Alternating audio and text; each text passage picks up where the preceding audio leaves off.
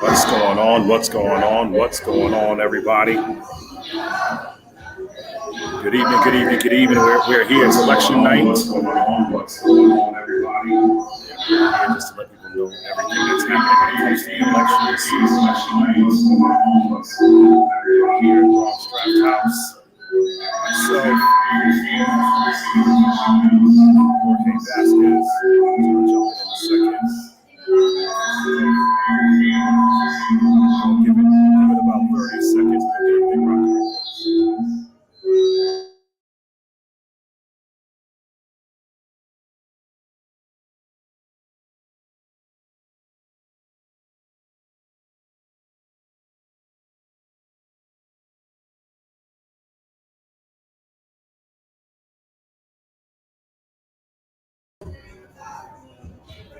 There we go. Jorge Vasquez in the building right here. Oh, it's a pleasure to be next to you, Mr. Blake. How you feeling tonight? Look, we're out here. We're trying to make sure that democracy continues, and that there's more that's happening within our democracy. There is more to be done. And so, why don't you talk to the people a little bit, introduce yourself, Jorge, talk about why elections are so important to you, then we're going to set up what's all happening tonight. So my name is Jorge Vasquez. I've been in the realm of democracy pretty much my whole life. My family migrated from Puerto Rico to New York in the 40s and 50s, and then brought a case called Lopez v. Deakins, challenging the then borough president, David Deakins, who became the first black mayor of New York City, to ensure that individuals who were from Puerto Rico were eligible to have a bilingual ballot. So when I think about elections, I think about language access. I think of Black Spanish speakers, such as my family, coming to a new place, like many other people. And I think about opportunity. Uh, it's been my life calling. Currently, I'm in private practice. I own a law firm, Vasquez Segara, where democracy is a large part of our portfolio. But prior to that, I was at Advancement Projects National Office in DC, uh, litigated cases against different governors, DeSantis in Florida, Kemp in Georgia. Prior to that, I was with Latino Justice, Puerto Rican Legal Defense and Education Fund. So I've ran a few different circuits and have brought several cases throughout the United States just to make sure that our people have access to the ballot. And when we talk about access, we know that there is so much happening in the country. We are grateful for everybody to join us on tonight. We're excited that you're with us on tonight. There is a lot that is happening across the country. Jorge, I just want you to talk to people about what is at stake when it comes to voter protection, when it comes to access, when it comes to redistricting, when it comes to immigration rights. And then for everyone that's joining us, then we're going to tee up what's going to be happening. Every 15 minutes, you're going to have a different guest from around the country that's going to be joining us. But Jorge, just talk to the people about what's at stake across the country. We've heard it before, but there have never been truer words when we say democracy is on the ropes. Democracy is on the ropes in this election, the midterm election, 2022 election. And we need to make sure that all our folks understand that if they're online right now, that they continue to stay online and make sure that their ballot gets counted, that they're able to cast a ballot.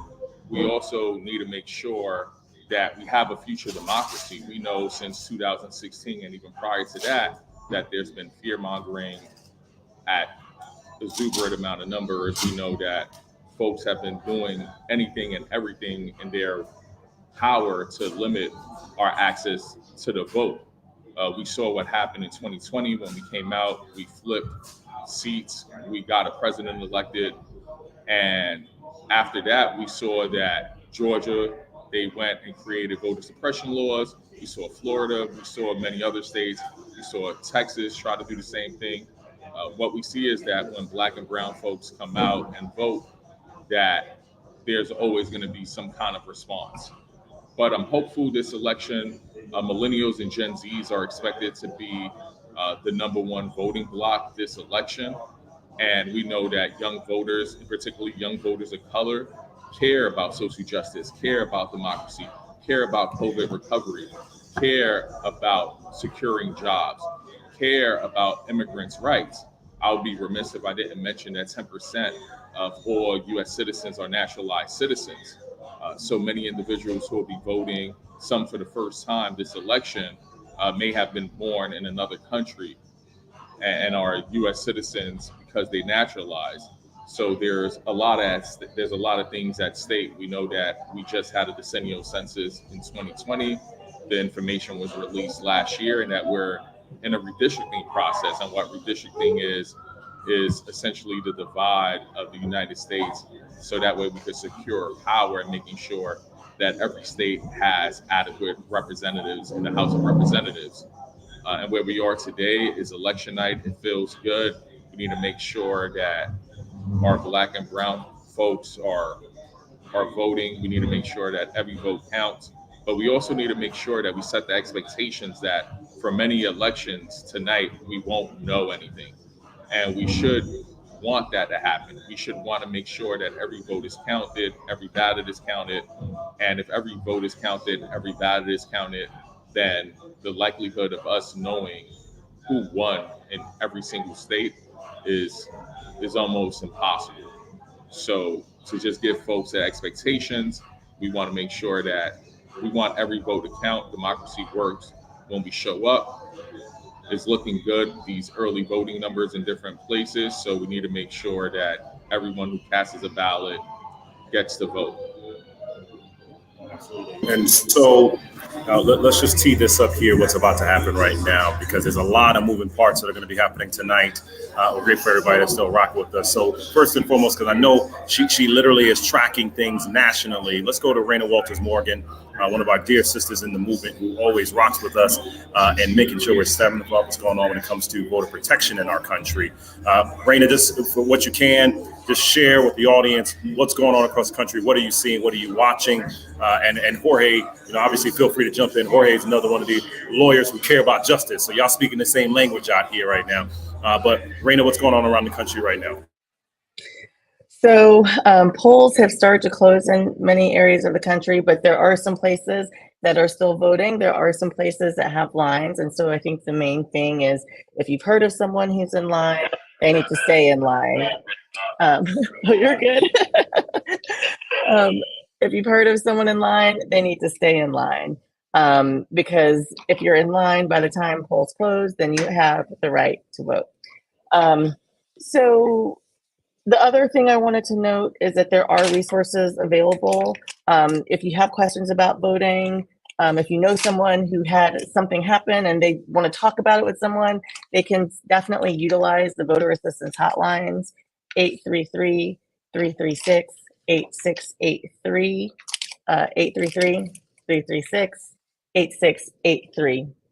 Our hotline operators have fielded thousands of calls today. Again, available to answer questions about voting. And don't think that there is a question too small. It might be, what's the status of my ballot? How do I cure my ballot? So I wanted to talk about that in a moment too. So the other thing I wanted to say is that right now, the count has started in many states, but we're not going to know all of the results tonight, and that's okay. I think what we need to understand is that the counting starts and there's a process. In some places, if you vote by mail, they can't even open the envelopes until election day. And the processing of a ballot, opening the envelope, flattening the ballot, putting it in a machine can take time. And so if you don't have results tonight, it's okay. The most important thing is making sure that everyone can have that ballot count. And again, sometimes that takes time. So we know in some of the states, especially out west, that vote by mail, we might not have results back for a few days. Again, that's okay. Let's see, I had a couple of things. Oh, so what happens next? So counting happens. There still has to be certifications that happen. There might still be some opportunities to get involved, depending on the status of these races, how close some of these races are. There might be efforts to chase what we call ballot chase and cure. So if you are voting by mail, if there's a deficiency with the ballot, there are some states that do allow people to fix those deficiencies before a certain period of time. And so as those opportunities become available, we'll make sure to share those as well. And can we I've been talk doing about, voter protection. Oh, go ahead. no, can we talk about some of those states and what curing the ballot means? We know it's a process. We know that it's to make sure that that person's vote gets counted. But maybe let's talk about the highly contested state of Georgia, right? Many eyes are in Georgia. We both know that Georgia has a curing process. Maybe we could start with Georgia, then expand and talk about other states and what the variations might be, or how a voter could see whether or not they need to cure their ballot. Yeah, so the one thing that you should know is that depending on when you voted, especially if you sent a vote by mail ballot as soon as you got it in many instances, the state will contact you if there's something wrong with the ballot. So there are some places like Georgia that generally has a period after the election to cure their ballot, and it might be in person. It might be a deficiency with, if you went to vote in person and you didn't bring your ID with you and you need to prove, bring your ID. Sometimes there is a period after the election to allow you to do that.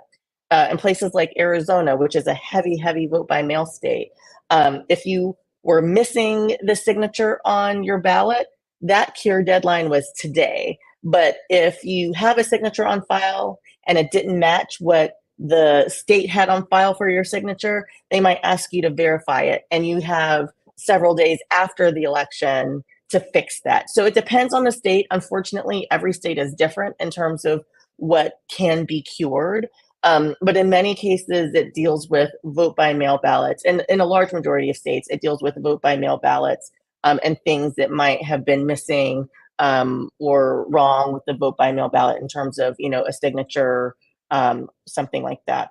So it depends. It depends. And what you should know is that depending on the state, they should have contacted you. In Georgia, I know that there is a requirement to contact voters. And if you miss the notification from the state, someone from a campaign will call you. They will call you and make sure to answer those maybe unknown numbers in the next few days. Absolutely. And let's talk about, you had mentioned the voter protection, election protection hotline, right? And the importance of calling that, especially as we start to see that polls are closing. What if somebody's online prior to the polls closing? Is Stay there in any? line. Yes. So especially, I will tell you, one of the things that we got a lot of reports on today were long lines, especially in areas around college towns. So near Michigan State, University of Michigan, some universities in New Hampshire, we were getting reports of, in a couple of places in Wisconsin too, especially in places where the states have same day voter registration. We were getting reports of lines, particularly around college campuses. And at one point in the day, I heard that some of those lines were over 2 hours. So the thing is, if you're in line, as long as you're in line by the time your poll closes, you are entitled to vote. You shouldn't go anywhere. Stay in that line.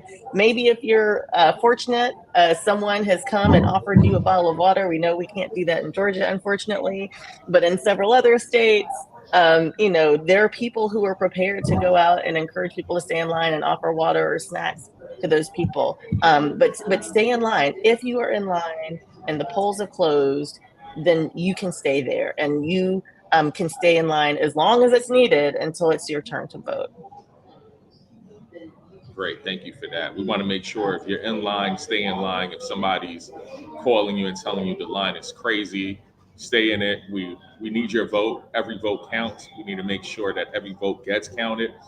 Thank you for focusing on the importance of not expecting to get results immediately. This is democracy. The way democracy works is that every vote needs to get counted. And we know that, there are, millions and millions of eligible voters. And even if we're talking about a fraction of that, that even counting a single piece of paper and making sure that that's done correctly is going to take time.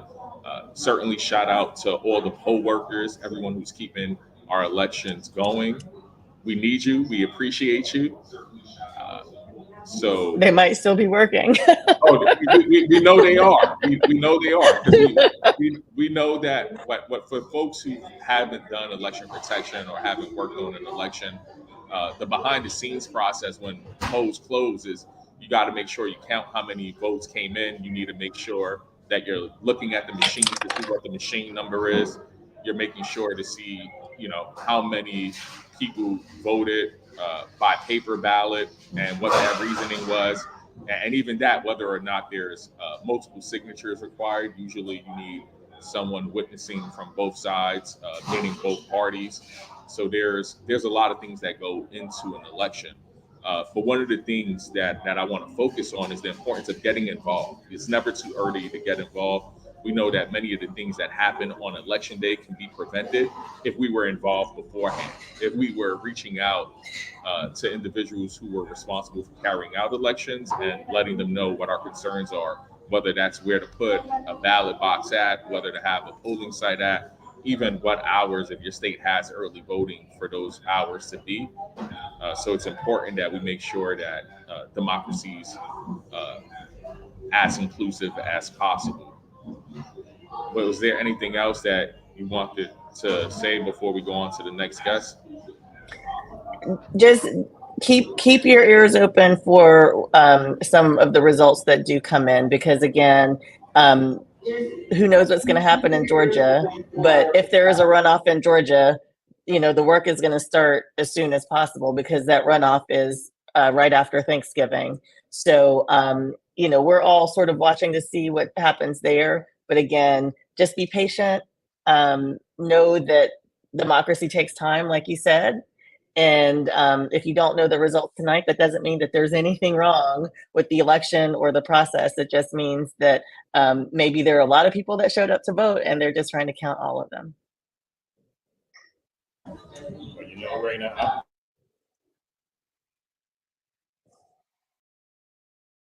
get that Tar Heel love right there. So thank you, Raina, for everything that you do. And I know she's crisscrossing and checking the numbers there. Let's go down to the state of Florida. Let's connect with our Orange County property appraiser, Amy Mercado, who can give us a sense of what's going on. Oh, we got young Jaden in the house. Here we go. The young prince is in the building right there. There we go. That's what we like to see. Next generation. Next generation right there. That's what I'm talking about right now. We had a family re-election happen right now with Senator Torres. Obviously, it's been a tough night for Florida Democrats itself, which the numbers were indicating as such, but I think it's more important. Can you just talk to the people about what happened within Senator Torres' race in Orlando in particular, and observations about good and bad Latino engagement that happened across the state of Florida? Amy Mercado. Absolutely. And thank you, Michael. Always a pleasure to be with you and with the folks around the country and in the Bronx. My friends, I love you all. Listen, turnout in Florida is, what can I tell you? Florida, right? We have a depressed vote in the Democratic side. We've had significant challenges.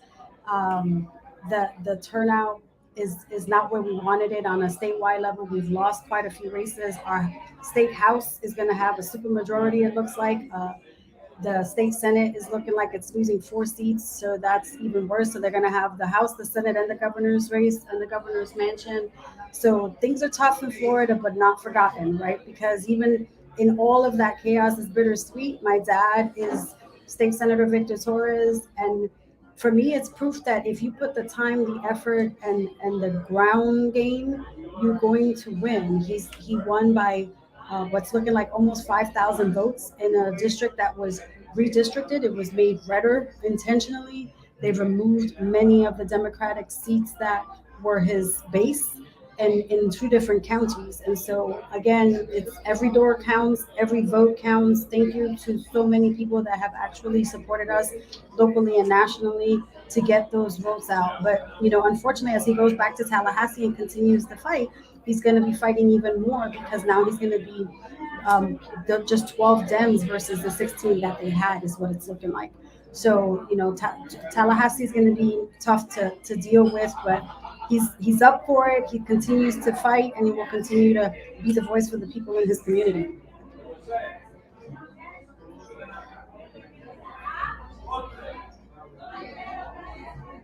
happening in particular in Puerto Rico. One, because I think it's always important for us to give that context, but also as property appraiser, you're preparing for a storm, right? And this is one of those moments where we're reminded again that, policy and governing do not stop with an election, right? Exactly there. right. So maybe talk about what's happening on both of those spaces. No, absolutely. So I missed a portion of your question, but the Puerto Rican population in Florida is exploding. We're about 1 million strong in Central Florida. And so we continue to engage our Boricua brothers and sisters from around the country and the island, of course. So that's very important. And we speak different pieces of the puzzle, so to speak, because mainlanders and islanders are going to come at it from a different perspective based on what our day-to-day politics are and our needs.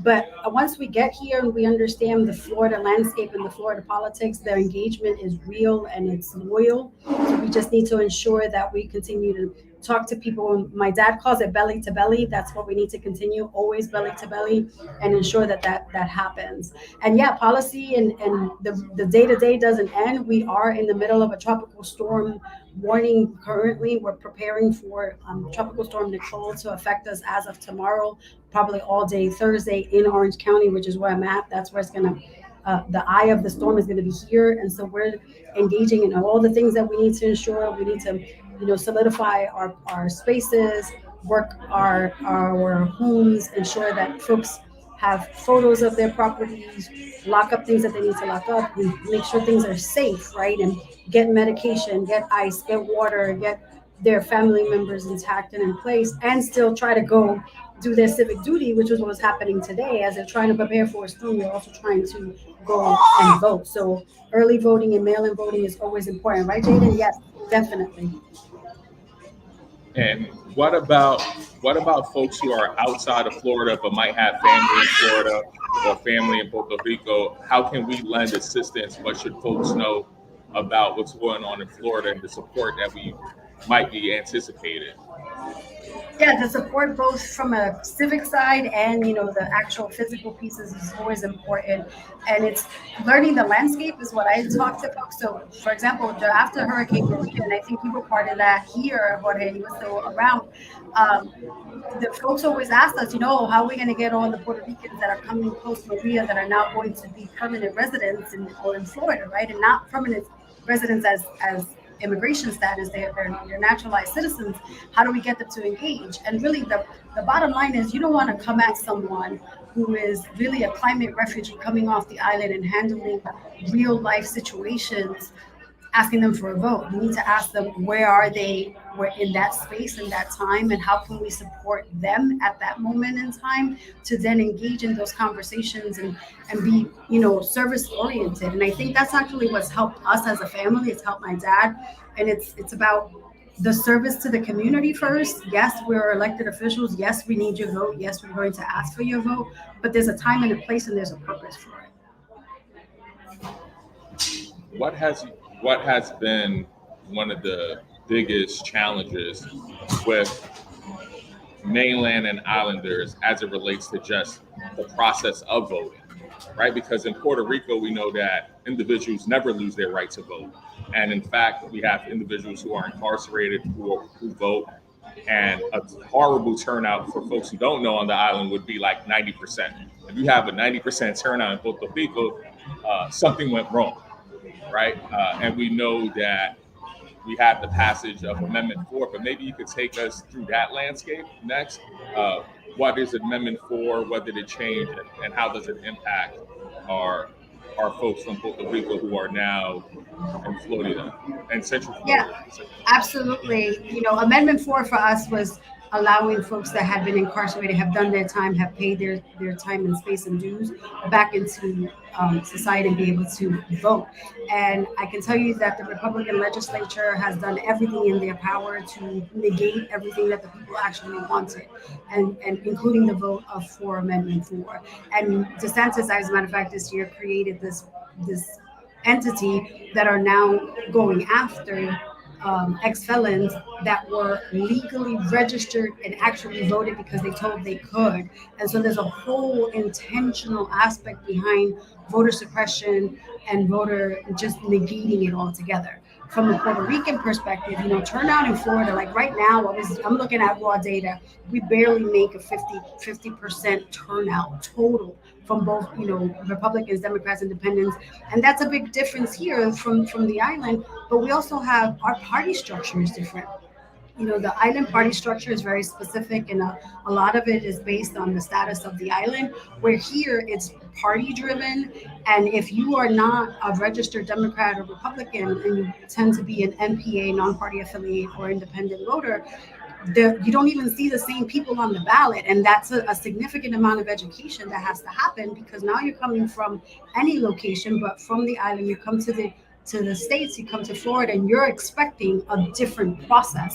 So our educational pieces and educational opportunities are very specific, but they're long game, they're long term, because you have a language issue that you need to contend with for the most part. You have, the educational pieces based on the actual policy and politics. In Puerto Rico, politics is a contact sport. It is a great contact sport. Here, you just got to try to energize folks. So we're trying to, and in some aspects, mirror or take some of the good that we've grown up with and have learned either from New York, where I'm from, or the island specific. We have caravanas, we have parrandas, we have pleneros, bomberos, and trying to kind of reinstill that feel and the culture into the practice of the policy. Where do we go after today, right? Like, where do we go as a community? Where do we go as Boricuas? Where do Latinos go? Where do we go as a Black Brown coalition? Based on what we're seeing today, and based on what we know the voter turnout to be today, which seems to be significantly different than 2020.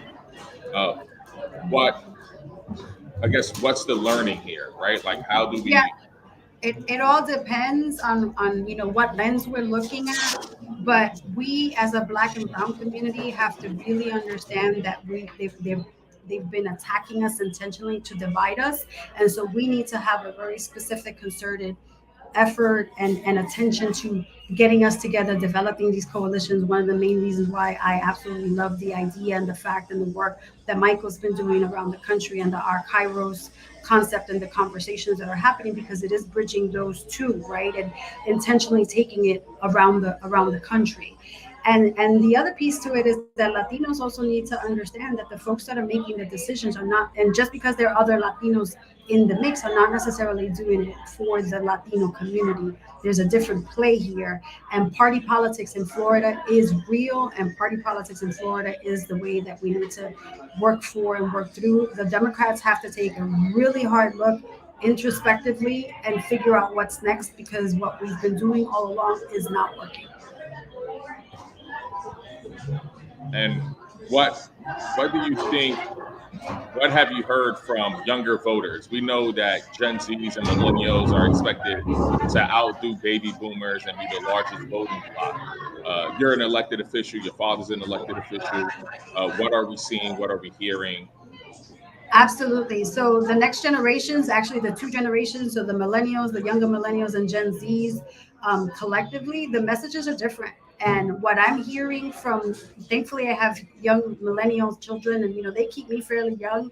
But it's changing the message, because it doesn't resonate. What's resonating with boomers is not the same message that we need to share with millennials or Z. And we need to not only engage them and have them at the table, but they need to be also the ones developing the policy. And I'm very happy and proud that we have a Gen Zer going to Congress from right here from Orange County. He's an Afro-Cuban young man who has done the work. His entire campaign was grassroots and obviously nationalized, but he figured out how to do it. We need to take a page from that book, because when he actually ran in the primary, and his name is Maxwell Frost, when he was running in the primary, it was a crowded primary. There were about 10, 12 candidates in there, and he won in August. And so, the competitive piece was for August. This was more of a continuing the pace for November, just because there was a Republican in the ballot, but there was no competition there. That district, which is about Deming's district, was solidified. It's a blue district, and so once Max won in August, we knew, yes, this was the next step for us. So, he's a shining light for all of us, and he did it very, very different from the status quo and the quote normal democratic process. Amy, any last words or piece of advice that you would give to folks watching regarding how they should go about reaching Puerto Ricans or Latino voters? Yeah, so I would say, we're not necessarily unicorns. We are thinking the same thing. We want the same pieces, regardless if we're mainlanders or islanders. It's all about family. It's all about our community. And so if you're speaking with us and for us, it's about exactly that. We want to ensure that our future and our children, and you saw that's my grandbaby. That's the next generation. We want to ensure that his future is bright. And so we need to ensure that the policies and the people that we put into office are doing the work for him and with them.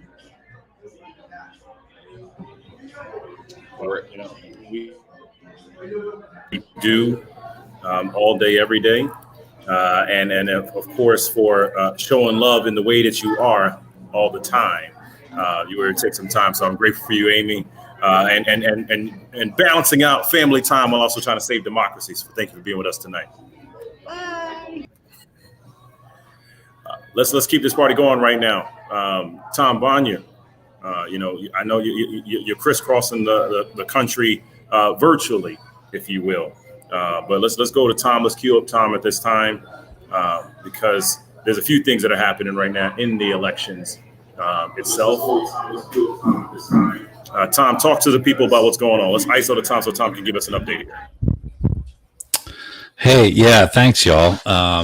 It's good to be here. Sorry I can't be there in person, but look, at 9:30, this is probably one of my least favorite parts of election night because we have limited information in, but we do have a lot of stuff, especially in the East Coast, to talk about. So I'm going to share just what I'm seeing. I'll be back, I think, in about an hour with even more, and then after that with even more. I think we'll have a lot better sense. But I'm going to talk about what we're seeing.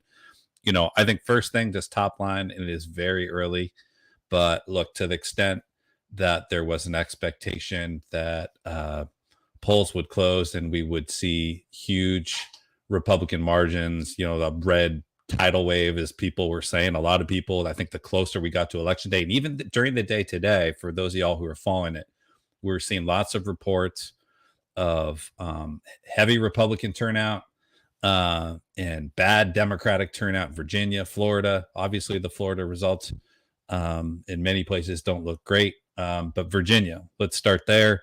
We know two competitive congressional races there, Spanberger and Luria. Right now, I've seen one calling the race for Spanberger. That's not an official network call, but those are analysts who are following that race closely, who I trust. So that's one Democratic hold. Luria is in a very close race there. That's one that people saw as a bellwether. The fact that is very close is a good sign for Democrats. And again, a sign that we're not at the moment, at least at this point, seeing that sort of overwhelming red wave. Now, reminder, just as I've told people in 2018, when we saw, Democrats early in the evening saying, well, there's no blue wave. And then obviously the blue wave did develop. There are a lot of votes still to be counted. So we need to hold on here for a bit. A big win for Democrats, though, in Rhode Island.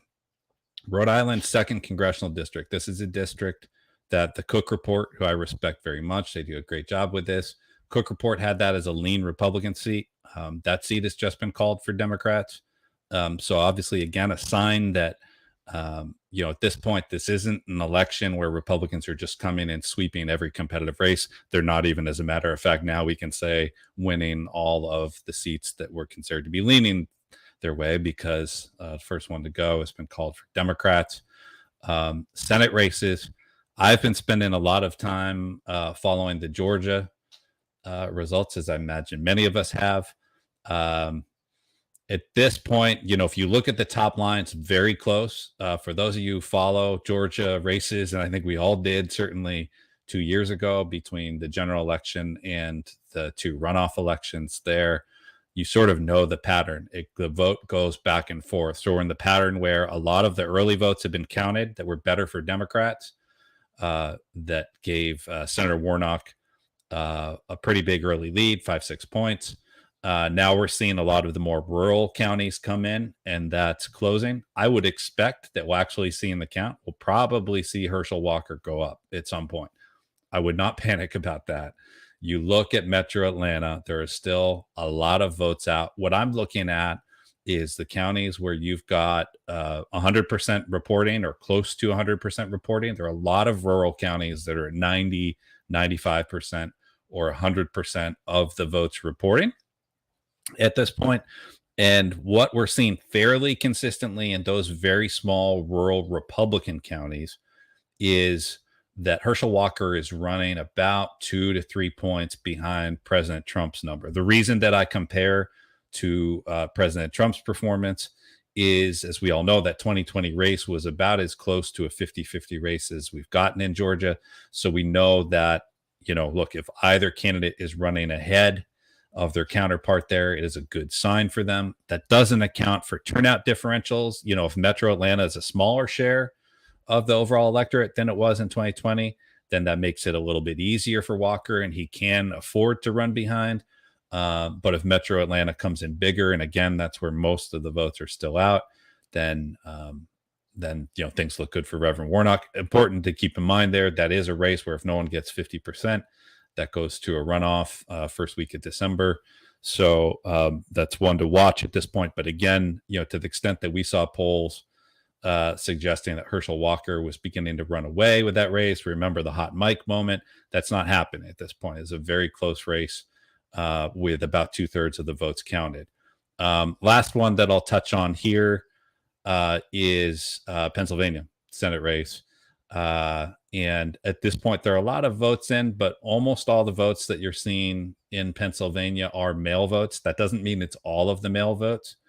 We know that a lot of the mail votes coming in Pennsylvania will actually take a while to be counted, especially in Philly. I would say first county that came in Pennsylvania was Allegheny County, Pittsburgh, as we all know. Good sign, good early sign for Fetterman there, and that he was outperforming the modeled partisanship and party registration in those early votes, meaning he's not getting, Oz is not getting crossover votes, at least in the mail vote. So again, good early sign for Fetterman. I think Pennsylvania is going to take a little bit longer because they're just taking longer to count the votes. I'll touch on one more and then I'm going to hand it back over. And then again, I'm just going to be back looking at these and I'll be back with y'all a little bit later. North Carolina Senate race, that is one where the early results were showing good numbers for Democrats there. It's starting to separate a little bit now. It's looking a little bit more like we're not going to have the votes to hold that one, but perhaps it's going to be closer than the late poll suggested. Again, it's a pretty consistent narrative at this point, still very early, but a pretty consistent narrative of Republicans not running away with these races, Democrats actually leading in Georgia, Pennsylvania, again picking up, holding that seat, Rhode Island 2, that was a lean Republican seat, holding in Virginia. So far, pretty encouraging early results. I'll hand it back over. I mean, you can talk as much as you need to, Tom, if that's what's happening here. So let's just make sure we crystallize this so people can actually internalize what we're saying right now. You're communicating from the numbers you're seeing so far. We're seeing Republican turnout is not matching what it was before in these battleground races so far. Yeah, I mean, for the most part, to the extent that the narrative has been, especially for the last, I think, 2-3 weeks, that Republicans were just surging, that they had the intensity advantage, that their numbers were just getting wider and wider in the generic ballot, that it looked like they were going to run away with this. And this would be a, quote, red tsunami election where they would pick up, 30, 35, even 40 seats in the House, that they could pick up 3-4 seats in the Senate. At this point, that's not materializing yet. Again, I mean, we all remember 2018 when it looked sort of the opposite for Democrats and there was a late building wave there. So I'm not ruling that out. But generally, you don't see in a red wave or blue wave type election, you don't see seats that are generally leaning towards your party going the other way. That Rhode Island 2-1 has to be one that Republicans look at and say, well, look, we thought we were going to win this seat. The prognosticators thought we were going to win it. We didn't. They thought they were going to take out Spamberger. It looks like they haven't done that. And so, generally in those waves, the competitive seats go overwhelmingly one way or another.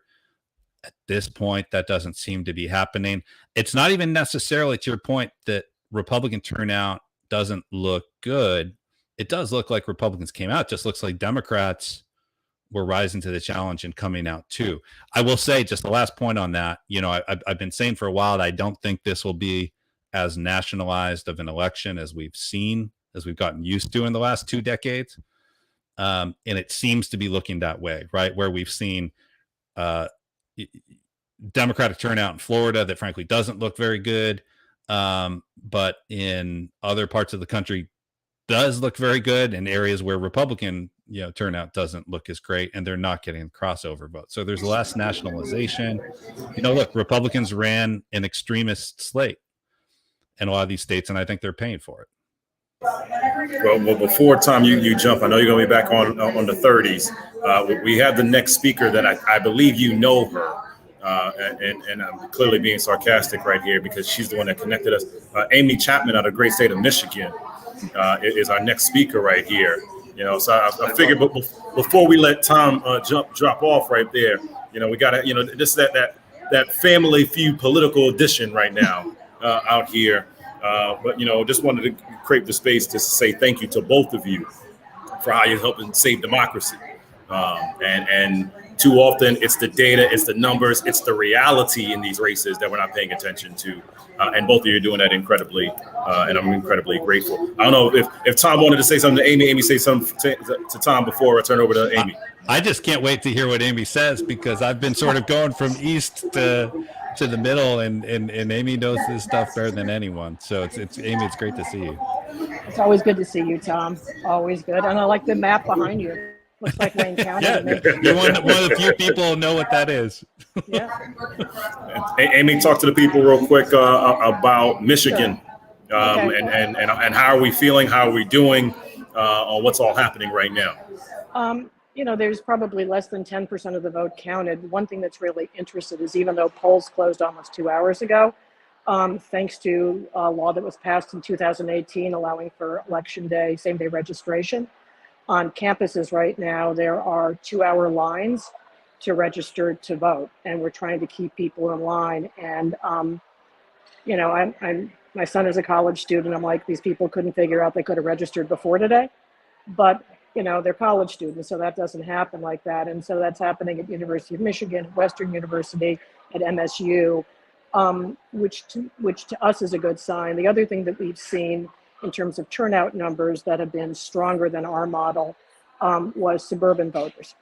Now we have on the ballot a ballot measure to codify Roe, and that is probably, has a factor in terms of turnout, both for and against, quite honestly, but we have been seeing a big pickup there and among younger voters, which is a good sign for our statewide races.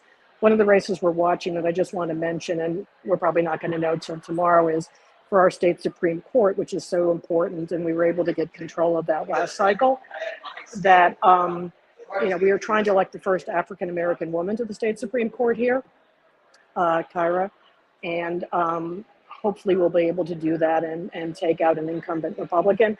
But having a control of the state Supreme Court is frankly the only reason why a ballot measure about reproductive freedom made it on the ballot, because the Board of Canvassers wouldn't certify it, and it went to the state Supreme Court and they told them to put it on the ballot. So for a lot of the races, down ballot races that folks normally don't look at, but courts in particular, we've been very focused on that. In terms of the statewide races, I just want to mention, governor and lieutenant governor elected together, secretary of state, but the attorney general race in particular is one that we're really worried about. And it's hard to imagine being worried about a race where she's running against a guy who's under indictment for his January 6th activities. But, that's the way the Republican Party is right now. But all of our statewides are ahead. Like I said, there's like 9-10% of the vote in. So it's going to take a while, but that's at least what we're seeing right now. And Amy, if I could ask you a follow-up question about Michigan, because Michigan is just a fascinating state for anyone who follows politics and follows voting rights, especially considering redistricting. And I was hoping maybe you could tell us a little bit about where we are in the redistricting process for the state of Michigan, especially like the impact of redistricting, and maybe thinking about Southeast Michigan. I mean, it's interesting. The way to win Michigan these days is really changed. And so the state itself has gotten it's gotten more diverse. So according to the last census, as opposed to being 76% white, it's now 72% white. And that doesn't sound like a big change, but it actually is a big change. And a lot of the votes on the Democratic side, especially in the Latinx, Latino communities, are moving in the western part of the state. So areas around Grand Rapids and agricultural areas up the coast are becoming more and more significant for Democrats as they're trying to win here. So it's kind of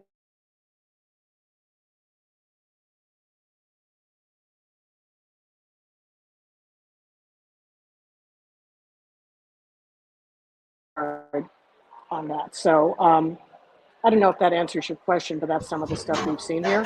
Yeah, and maybe we could just talk about naturalized citizens overall, because about 10% nationwide of eligible voters are naturalized citizens, and we're seeing the influx of naturalized citizens in Michigan and the impact that that's having. And when you talk about this 4% difference going from 76 to 72, the difference really being that it seems that immigrants tend to vote at a higher percentage wise than other voters. And maybe can we talk a little bit about that and what does that mean for our democracy, or even how we engage voters? No, I think that's right, and we're also seeing that in the AAPI community as well. Michigan has the largest number of Arab voters outside of the Middle East, and that's a very large community in Southeast Michigan as well. And I think it is better for our democracy as more people who have the ability to vote do so. And there's been a lot of work done, United Farm Workers and other organizations, to really push that. Our tremendous congresswoman that Michael and I worked with years ago, Rashida Tlaib, has really been instrumental to that. But this requires year-round conversation.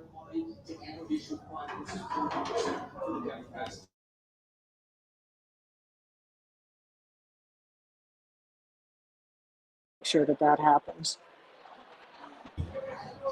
And I'm a big fan of year-round engagement, right? And I think that I start with the premise that many things that happen on election day, or things that people consider to have gone wrong, could have been prevented if individuals were engaging folks year-round. So, what advice, if any, would you give someone who's an eligible voter, who might say, I have an idea, I think more people would engage if X happened?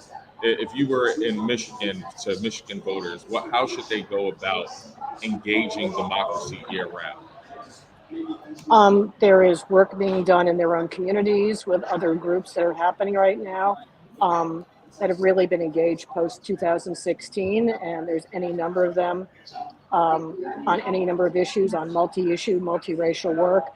The People in Michigan, Art Reyes's group, works throughout the state. So if folks want to get involved and they want to be engaged, there's a place for them, and there's a lot of work to be done. And we would welcome that coming in. Thank you, Amy. And is there anything else that you'd like to touch on before we bring on our next guest, Michigan or elsewhere? No, I mean, I want to just emphasize the year-round communication, because it's wrong to silo voters and only talk to them around elections. So I'm going to head out now. Good luck, guys.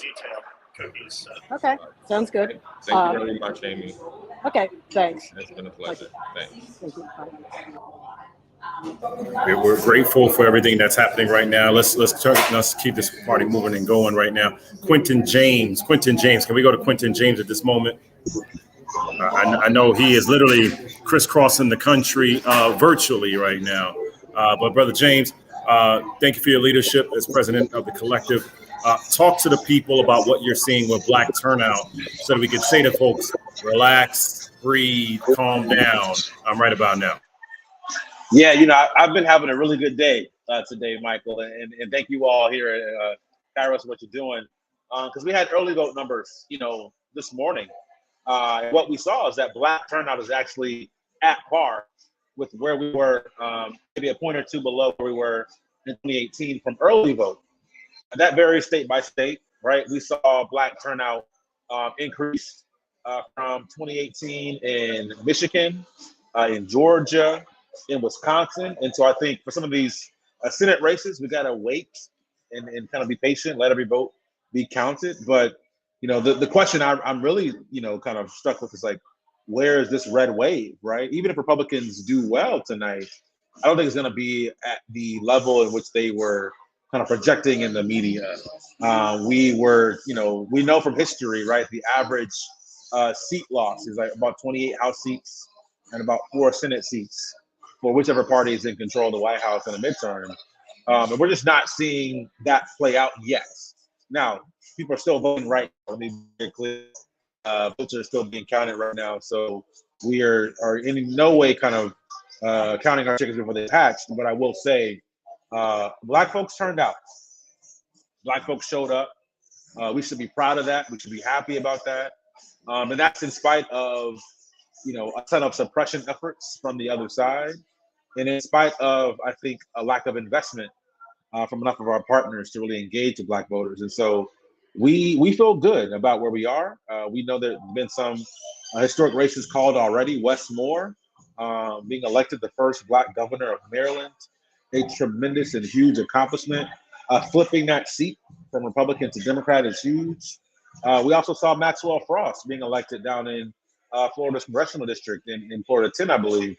Is now the youngest member of Congress, the first Gen Zer in Congress as an Afro-Latino there. And so this is a big night for democracy, a big night for Black voters, and a big night for Black candidates. We have about 189 candidates on the ballot tonight running for local, state, federal office.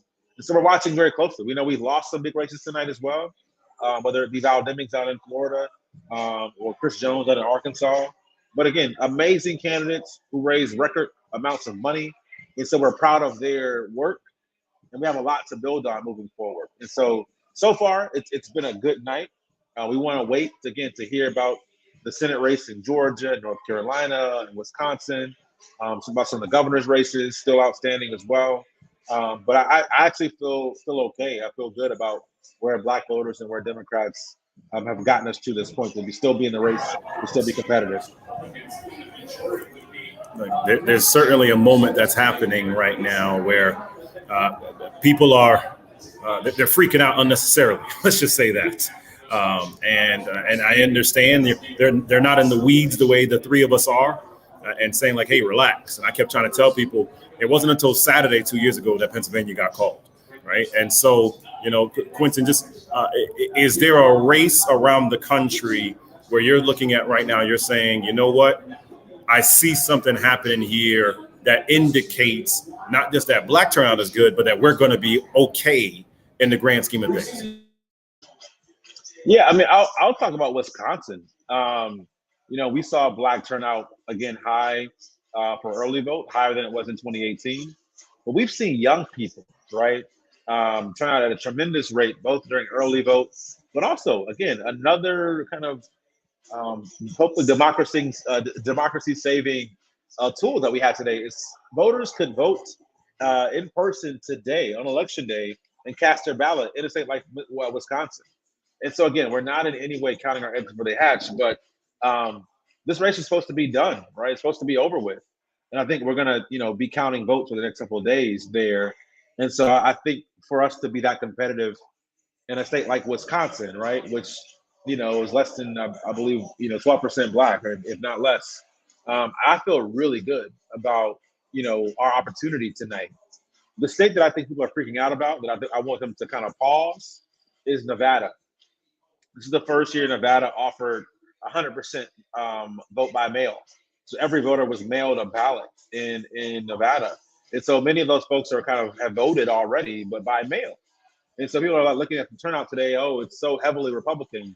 Well, yes, because Democrats have already voted, right, and voted by mail. But those votes haven't been counted yet. And some of them haven't been received yet from the election administrators there. So we got to be patient, let the mail come in. Those are legally cast ballots. We got to count them. But let's not overlook and look too deeply into election day turnout when folks have been voting in Nevada for the past few weeks. And so we're still waiting on mail to be returned. People might have used drop boxes today. And so those are, again, all legally cast ballots, but we got to wait to see what happens with them. So let's not kind of freak out, to your point, too early here. And then one more thing, when we're done with this week, democracy continues. We still got work to do. So, Q, can you talk to the people about, all right, what's the next steps for the collective? How can people be supportive? Because they need to be supportive of you and what you and Stephanie have been doing. But let's make it real clear that things don't stop tonight. So give a context of the scale and the scope of the success you all have been having, please. Yeah, no, I mean, again, we had 189 candidates on the ballot today. But next year, right, elections are going to be happening on the local level next year around the country. And so we'll be gearing up for many of the mayoral races in major cities around the country. We're going to be waiting to hear what happens in Los Angeles tonight. But next year, there are a ton of elections happening for city council, county council, school board, mayor, that we gotta, make sure that folks are getting ready for. So, starting in the next few weeks, we'll be training up candidates, pulling the resume bank together of all the amazing talent from around the country, getting them ready for campaigns next year, or to move into, elected office, right? So many of these folks who are getting elected tonight will need staffers on the Hill, staffers in their offices to get the policy work done. We want to make sure they have the right folks in those places to get the work done from a inclusive vantage point, inclusive lens. So that'll be important. But you're right, this work does not stop. It keeps going right now. Democracy really counts on us keeping engaged beyond election day. Well, I just want to say on behalf of America, thank you for what you do. Black excellence is every day. It's not just today. And you remind us of that. And just grateful to you, King, and all that's happening right now. Quentin James, president of the collective. Thanks so much, brother. Thank you for having me. Let's keep this going. Let's turn this over to Jorge. I want Jorge Vasquez to jump back in. What's going on, everybody? You're here right now. We're rocking right now. And what's going on itself. There's a lot of moving pieces that are happening. So as you can tell, that's the joy of campaigns in the Bronx with multiple events. Let's ice it over to Jorge. Malika, take it away. Thanks, Mike. Yeah, I think what ending or picking up from what Quentin said, maybe Malik, we could start from this.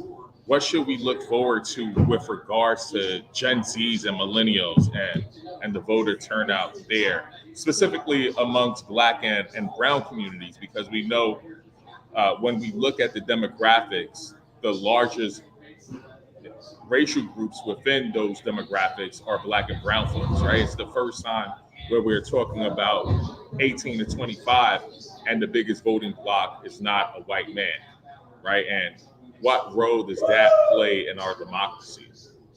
Well, it just gives us a table to have a serious conversation, with that demographic. More importantly, it's listening all year long. It's not just engaging at the moment or the heat of the battle, so to speak, but building a consistent rapport. And I think, that generation is ready. They're ready to move. We have Gen Z, winning races. Maxwell Frost, first Gen Z candidate, just pulled off a W here tonight, and there's more to come. But more importantly, educating, on the impact of the vote, but the impact of midterm elections. Why it's important not to just put in a president and leave them alone throughout that midterm in order to accomplish, the agenda. The other component is understanding the impact of local races. Yes, presidential races are great. Senate races are strong too. They're going to be high impact, high profile. But a municipal court judge impacts your life 10 times more than a senator probably ever will, right? And so paying attention to the judicial slates are really important, understanding down ballot impact and why you need to carry the ballot if if it fits the agenda that you seek and look for. Additionally, not allowing media, to really control the agenda that you seek and control and shape narratives in the community. I think Gen Z and others are doing really well in allowing their own agenda to be maintained, regardless of the rhetoric, regardless of some of the push from the major outlets. They're saying, listen, this is my story, this is my issue, this is my impact, and here's my action. So, Jorge, I love what you and Mike are doing here. We're honored at Heart City to even serve as a platform for you. But I think this conversation is critical, not just local, but around the country. And where do you hope this conversation goes from today, right? Because a lot of times, like you started off, after the election, let's say let's say we turn up and somehow there's a blue wave, right? Yeah. Sometimes there's a level of comfortability there. And we know that that's not a good thing for democracy, right? We want people to engage year round. We want to make sure that folks see, yes, there was an election today, but the work is tomorrow. Really, the work is tonight, right? We need to continue this work, and we can't stop. And we know that whenever our numbers are high to the polls, we know that there are going to be folks who are mad, and they're going to act on that. And what we saw after 2020 was the majority of states started to create some kind of voter suppression tactic. Sure. And in my mind, as a kid growing up, I've always felt that, one party's strategy to win was to stop voters, and another party's strategy to win was if we could get the most amount of eligible voters to cast a ballot, then we could win. But it's not just about winning, right? We need to, as a community, make sure that our agenda is taken seriously and that steps are taken, not just rhetoric. So to folks who may not engage in activism every day or election protection or electioneering every day, what can we look at as a positive from 2020 and say, this came into fruition in 2022 because of the work that was done in 2020 and prior years. Certainly Florida 10 is huge, right? There's no way we have a Gen Z in Congress, right? But for 2020, but for folks protesting every day on the street, but for unity, but for understanding our time and being tired of being sick and tired. I'm not sure if we have an elected congressman who's a Gen Z who happens to be Afro-Cuban, in Florida. Because you're talking about Florida, a Cuban, right? And he's a Democrat, and he's a Gen Z. That's huge. It is. It is. I think, again, it goes back to education. In many cases, we've heard in those barbershop conversations, in those salon conversations, we've heard the frustration of the culture, and we've heard the compassion in the complaint. But what we haven't heard is, what's the conversion point? What's the true call to action? How do we remain together throughout the process so that we create another Atlanta, and we put in a mayor who says, listen, unless Black and brown is involved, those planes will not land on that runway. In DC, the list goes on of cities where we've had people come together to really activate and elevate. And so, Gen Z is ready. It has the energy. But to your point, we've taken some hits, and I think one of the key lessons to learn is when you're in with the tough competitor is to understand, just how they hit you. Understand their fighting style, check your stance, check your stamina, and get back. Sometimes you want to copy the intensity, not necessarily the integrity of the one that you're going up against. And I think this is one of those times. How intense can we be about our agenda? How unwavering can we be? So that when we get to the table, we are not accepting the crumbs, we're not accepting the consolation prize, but we're saying this is a non-negotiable, and we're going to get it done, and also understand how to protect it as it's disseminated into the community. As we go into 24, and we're looking at presidential, we're going to hear a lot of rhetoric. We're going to hear a lot of high profile conversation. But again, Jorge, you know this well, all politics are local. and all change begins locally, right? So that Absolutely. And I yeah, mean, I just want to highlight something that you talked sure. about because it's something that I always speak about, but not many people want to talk about it. The Okay. importance of electing judges, local judges. Local Yeah. judges have power. Yeah. So I'm an attorney by trade. Prior to becoming an attorney, I worked in education. Okay. And what I saw was many of my students were just as involved. And one time I had to prepare testimony to go to court for one of my students who was arrested, and he was arrested and charged with doing a crime where he was in my office and we had camera footage that he was in the school. So it was impossible for him to be at this place. Right. But we still had to go down there. But this student was registered to vote. Mm. So when we go to court, and I'm like, okay, I keep seeing this pattern, like they're asking, you need ties to the community. And for folks who may not know, in my opinion, there's no greater tie to the community than being civically engaged and being a registered voter who votes. Because in many states, we elect our judges and we elect our prosecutors. Mm-hmm. Mm-hmm. So what influence do you think that has in our system if we could get a younger generation to understand the real power behind electing local candidates? Something as simple as a prosecutor who could decide we're not going to charge this person. There's video cameras. We don't need an educator coming here. If we have this, bake stamp, time stamp, it's a waste of resources. Yeah, so I think there's best practices obviously that could be put into the judicial system. There's a laundry list. When you talk about Right. black and brown of things that we would like to see in the system. But I will tell you, even when Mike and I, went through the last presidential and we were in the barbershops and we were talking to black men who were impacted, some of them with the black box on the ankle, others, with that jail cell mentality burdened down by economic impact that has occurred at the hands sometimes of judicial decisions. It's a lot of frustration there. They get the impact. They understand what a black robe can do. They just don't know how to impact the selection, how to control the bench, or at least have their vote truly impact who goes on that bench.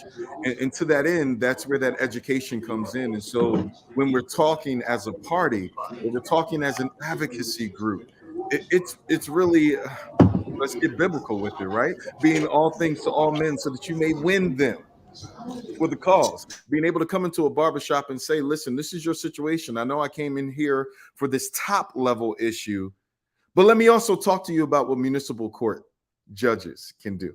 Let me talk to you about, why it's important for you to get involved in that race.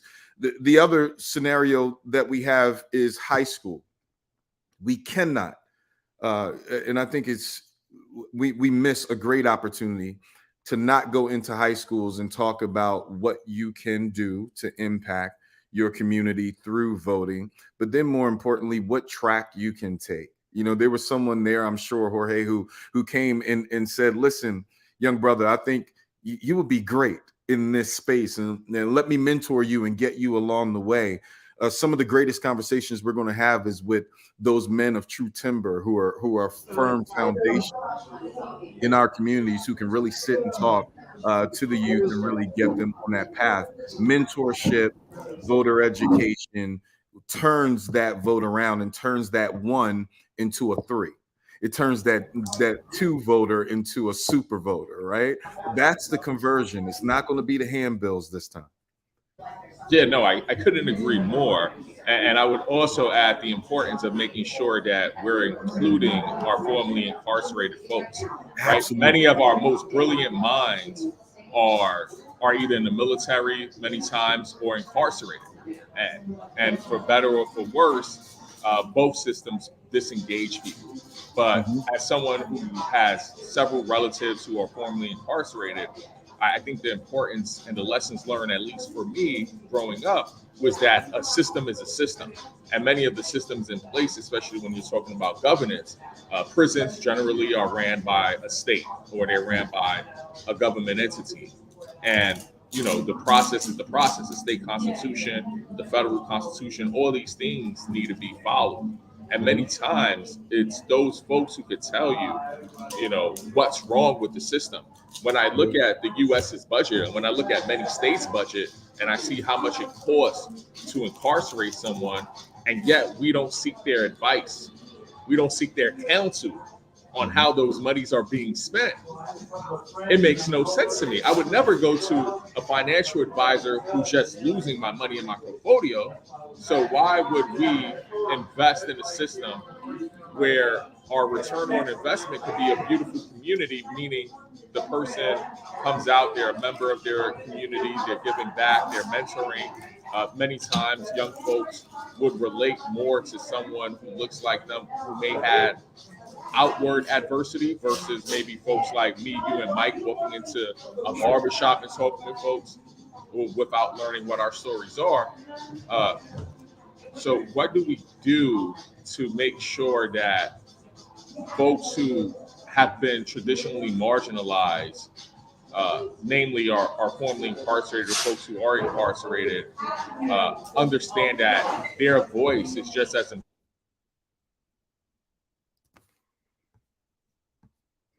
I think we lost Jorge for a little bit. I think some of the conversation that he was talking about was in reference to increasing and amplifying the impact of our formerly incarcerated or our returning citizens to the voting process, not just acclimated to the community itself. And I think for us here in Pennsylvania, right now I'm in Gatlinburg, Tennessee. There's not going to be a lot of Democratic votes coming out of here. But when you talk about Pennsylvania, we have, Senator Sharif Street. He had Senate Bill 942, a very impactful bill, and it sought to reduce the prison population by those who were over a particular age, who had truly, shown that they were prepared to go back into society, and more importantly, were individuals who were likely to never return. The cost of keeping them incarcerated was absolutely insane. Being able to remove them off the books and bring them back into society is really important. So, Senator Sharif Street, kudos to him in Senate Bill 942, but there are other bills just like that around the country that we have to get involved in. We have to tell people what's going on and be able to support it, not just with the support of the elected official, but the advocacy effort, because the community is impacted, in a major way, being able to return citizens who understand the process, who know the pitfalls of it, but then are prepared to create a legacy of impact by making sure that others do not come back into the system or return. And so, Jorge, I understand it. I get it. And I think there's an opportunity. Gen Z gets it. They have the energy. I don't know. I was born in '77. I'm telling on myself here. I'm not sure even what generation that is, but our generation, we got caught up in chasing the corner office. So you get to the corner office, but you don't own the company, and you don't. You're on the block and you're hanging on the block, but you don't own the block. Being able to talk about economic impact and how legislation can impact that is really important. In PA, we have guys like Rep. Jordan Harris, who I know Mike is soon to come on the screen, who's doing that kind of work. His colleagues are leading the effort, and shout out to the Democratic House there, who's making moves in the space. But then also understanding being able to come across the aisle is really important. There are others who you will find common ground with. And sometimes it will take going across the aisle to get things done. It's about getting the agenda done, not just screaming that you're frustrated. And I think Gen Z really understands that. Mike, Jorge, Mike, really, you and I, and I feel blessed to be back on screen with you, brother. Last time we were talking about presidential races and all kinds of other good opportunities in the space, but this well. You've seen it, whether it be in Iowa with now former President Obama, or around the country in your efforts through Atlas. It's not just Black men, it's Black and brown across the board, men and women are looking for ways to amplify their voice, their concern, but then more importantly, make sure that, it's not swept under the rug with just this high profile political message. The candidate gets in office, and then, we walk away with 20% of, an agenda accomplished. It's always good to be back with you, Malik, and to Malik and Kendall, who have been holding us down. As I'm putting on my full Jamaican vibes, running around, putting up chairs, moving around, ran back outside. You got the Beats headphones on. I'm like, it's speed day. Hey, we out here, Yes, sir. I got my second booster early this morning. I mean, I'm ready to rock. I'm ready to rock. There you go. And if you see me looking up at the screen, shout out to the team here at Bronx Draft House. I'm literally looking in real time as the numbers are moving around. While we've been on the line, Spanberger took back the lead in Virginia with 99% in. She was down earlier. Herschel Walker went back ahead by 700 votes. This is going to be a long night, everybody. But I want to go to the next brother right here. Let's do a 3-box because this is a great king right here in Jordan Harris, the whip. One of the people whose beard game is better than mine. I'm just saying, I'm gonna let him have that tonight. I'm feeling pretty good about it, though. Feeling pretty good. I got the good oils going here, Jordan. Oh, look at that. Look at that. You picked it out right there. All right, listen, bro. Y'all making me feel bad. Jordan, can you pass me some beard oil or something, bro? I'm just saying. Listen, I'm so glad to be with y'all. I don't even want to tell y'all where I am right now. I'm at Josh Shapiro's election night party, but I'm literally in the corner. I ain't gonna tell you, but I'm in the corner somewhere where I can get some quiet so that I could join you brothers and talk about what's going on here in PA. Well, we needed to hear from you because, look, no pressure, Jordan. The reality is, and that's funny because another Jordan just walked in right there. He probably thought I was talking to him. You could be on TV too, but I'm going to let you rock right now. Is Pennsylvania, the three of us 2 years ago were trying to calm down the country. Right. Like literally, just relax. It's going to take a few days. And I think we're watching that in real time. Can you give any sense of not just the numbers, but where are the votes going to be coming from?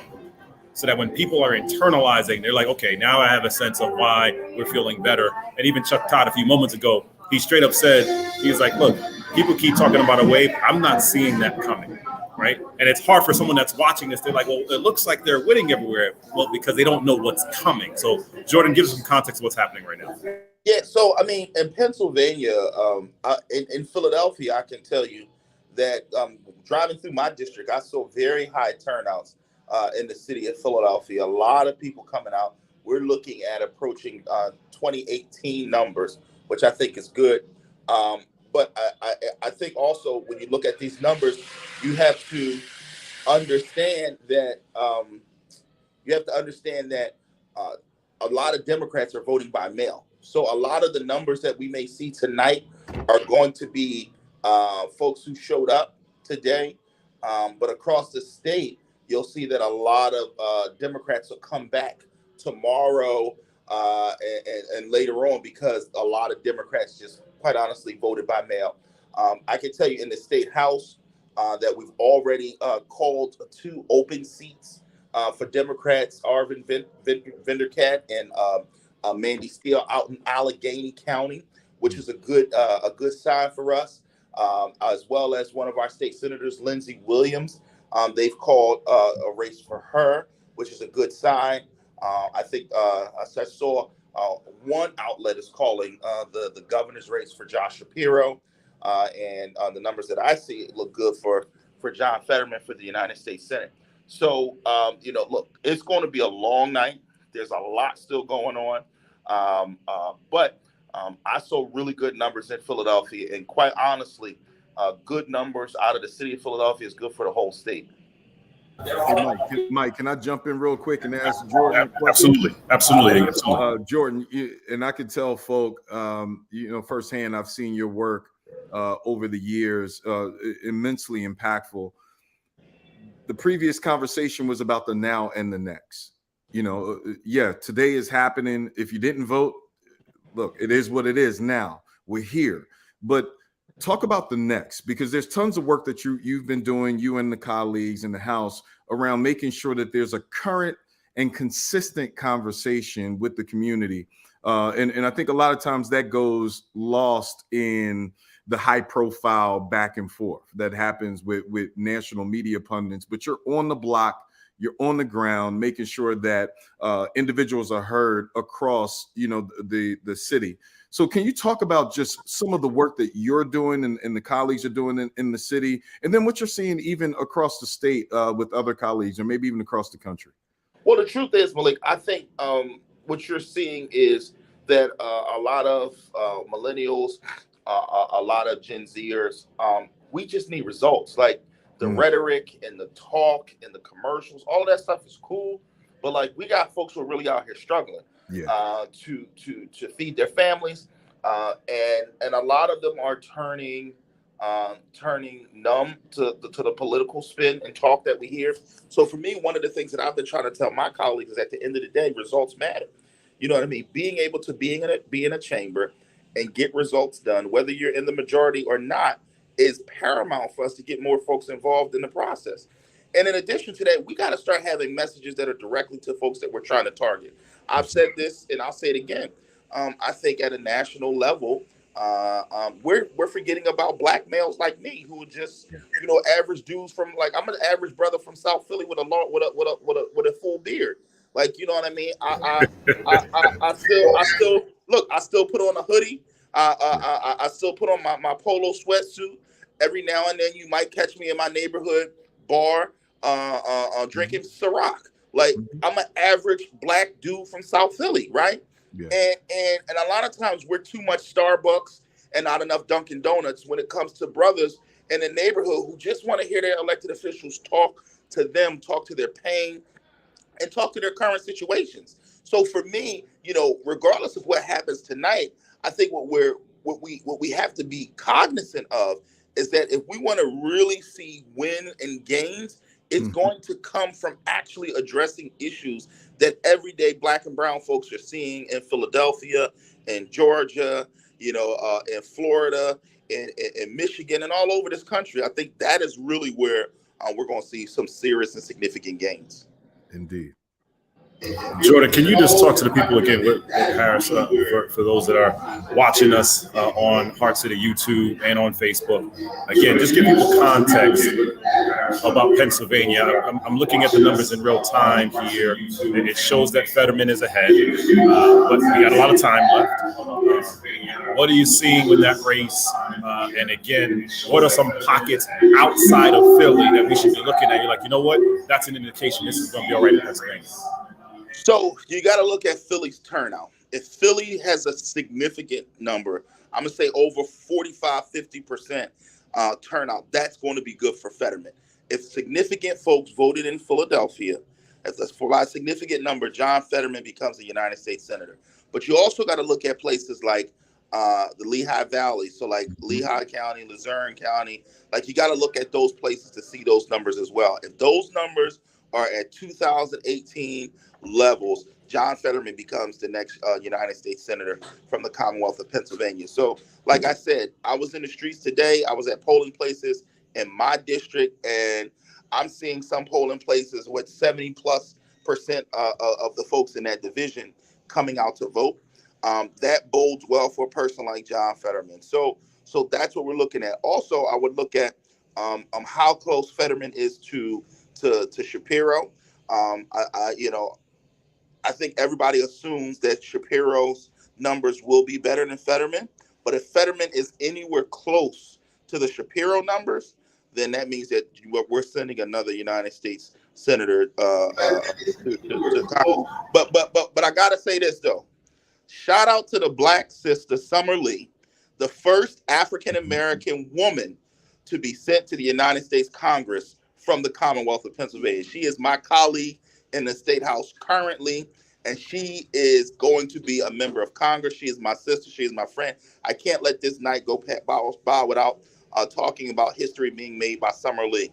And shout out to my brother Austin Davis, who's also one of my colleagues in the House, going to be the first African American to serve as lieutenant governor in the Commonwealth of Pennsylvania. So, history is literally being made here in Pennsylvania. So I'm grateful. So before we lose the whip, let's bring back in Tom Banya from Target Smart. Let's do a 4-box because I think it's important. We're talking in real time. And first, if y'all weren't watching CNN today, I want you to realize this.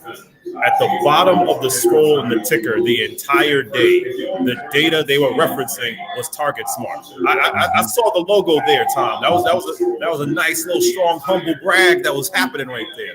So I just want to amplify briefly.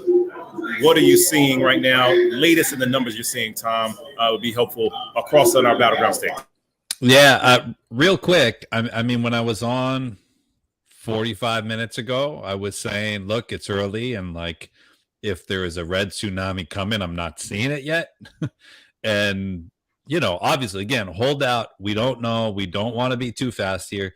But in the last 45 minutes, everything I've seen has just made me feel stronger about that. Like I said, I've been spending a lot of time with Georgia. I have a soft spot for Georgia, and look, that's one where the New York Times is, I think, calling it a 0.4% margin right now in their models. I was actually able to call out Nate Cohn and point out that they had an error in one of their models. They were double counting Paulding County, and they fixed it and actually made the model look better for us. So I feel good about Georgia, though we still may be heading to a runoff there. We were just hearing about Pennsylvania, and I share that optimism. I mean, the early numbers in Pennsylvania look great. They look really good. I mean, we got our votes out. And again, like, lots of votes still to be counted there, but I look at these numbers, and it's trite to say, I would rather be us than them right now. So Tom, again, the four of us, we're data nerds, right? So we're looking, and we see that precinct's coming, that's coming. Okay, I know you see that we're losing by 20,000 votes, but I know 36,000 are coming, right? You just mentioned Georgia specifically, and Kendall, if we can get the black turnout number, that'd be helpful, that document there. But people right now are watching on their TVs. They're trying not to freak out because they're seeing Herschel Walker is ahead.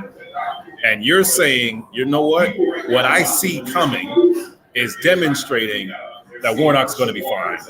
For everyone that's watching right now, look, just for context what this screen means here. This is African-American early vote turnout that we were aware of around 5:30 p.m. And just look, and just for context here, 2018, 2020, and 2022.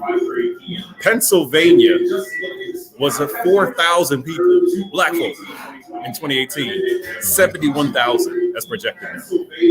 Georgia was at 695,794. So, Tom, give people some context as to why you are feeling confident from the numbers you're seeing. And then, Jordan, with Paris, I know you got to leave in a second, but would love for, again, you to give a closing comment about why we should feel confident about Pennsylvania. Yeah, I'll hit Georgia quickly. So what I do is I go through and I look at the counties that have reported fully, and I see how they're trending. In Georgia, we can just go back to 2020 and look at that 50-50 Biden race. We can look at those Senate runoffs as a benchmark. And what I'm seeing is Senator Warnock is outperforming Biden, and he's outperforming the Senate runoff percent by generally between a point and 3 points, county after county after county. And so this is no surprise. It's going to come down to Metro Atlanta because it's the last to report. And you have literally at this point still hundreds of thousands of votes that will be counted in Metro Atlanta between DeKalb, Fulton, Cobb, Gwinnett. Still have a lot of votes to be counted. Those are going to be heavily our votes. And when you look at those numbers, the reason why I feel optimistic, when you look at those turnout numbers from Georgia in the early vote, the black vote showed up in the early vote and is showing up in the election day vote. And so, look, get ready for the conspiracy theorists, because you're going to see what is a Walker lead now. I believe Senator Warnock is going to turn that around. I don't know if we avoid a runoff or not. It's going to be close. but a lot of reasons to feel good. And yeah, do not panic about what you're seeing right now, George. So I just want to say, no pressure, because we are live right now. Are you saying that you believe when the ballots are counted in Georgia, and I'm not talking about a runoff, if that were to happen, you see a path right now that Raphael Warnock is ahead? Yep, I do. Okay. With Harris, Pennsylvania. Let's talk about Pennsylvania. Again, I just want people to internalize what you're saying on the screen. Georgia cannot elect Herschel. Well, no one can allow Herschel Walker to win. I think we can all agree on that right there. You know. But talk to us about Pennsylvania one more time before you have to jump right there. So Josh Shapiro is the next governor of the Commonwealth of Pennsylvania. That has been called, and that, like I said, that means that Austin Davis is also the first African American to be lieutenant governor. But that also means what we're seeing is a really good push in the city of Philadelphia, which I believe can carry John Fetterman to victory as well. That hasn't been called yet, but like I said, Philadelphia turnout is a good indicator of what's going to happen to John Fetterman in his race to be 51st senator, which I think at some point tonight, we'll be able to call. But for me, as a leader in the Democratic caucus, I'm gonna be up all night looking at the numbers to see if we can take back the House. I'll tell you this, even if we don't take back the House, we're going to come very, very close. We're going to win more seats, and we're going to be more relevant in the state House so we can do more for more people across the Commonwealth of Pennsylvania. Harris, thank you for everything you're doing in Pennsylvania. I want to ask for Malik and Tom to take it from here for a few moments. Just Tom, again, just give some context of what you're seeing in other places around the country, and what are some little sleeper races that we're not seeing right now, one, and then two, what on earth are we watching in Virginia? I mean, it's going up and down, up and down. Talk to the people about what's happening in Virginia. Yeah, I mean, so there are a lot of really interesting House results now. Before I get to Virginia, we'll talk about, I mentioned earlier, but for those who were not tuned in, Rhode Island 2 was a district that, quick report, most of the prognosticators had this as a lean Republican seat. Right. That's been called as a Democratic win. In Virginia, we're seeing a lot of back and forth between the Luria Spanberger seats. I think Spanberger looks like she's going to win it, but we'll see. Luria, very close. Sleeper seat. Look, I'm not going to call this, but I think it cracked me up when I saw this. That Lauren Boebert in Colorado is currently losing.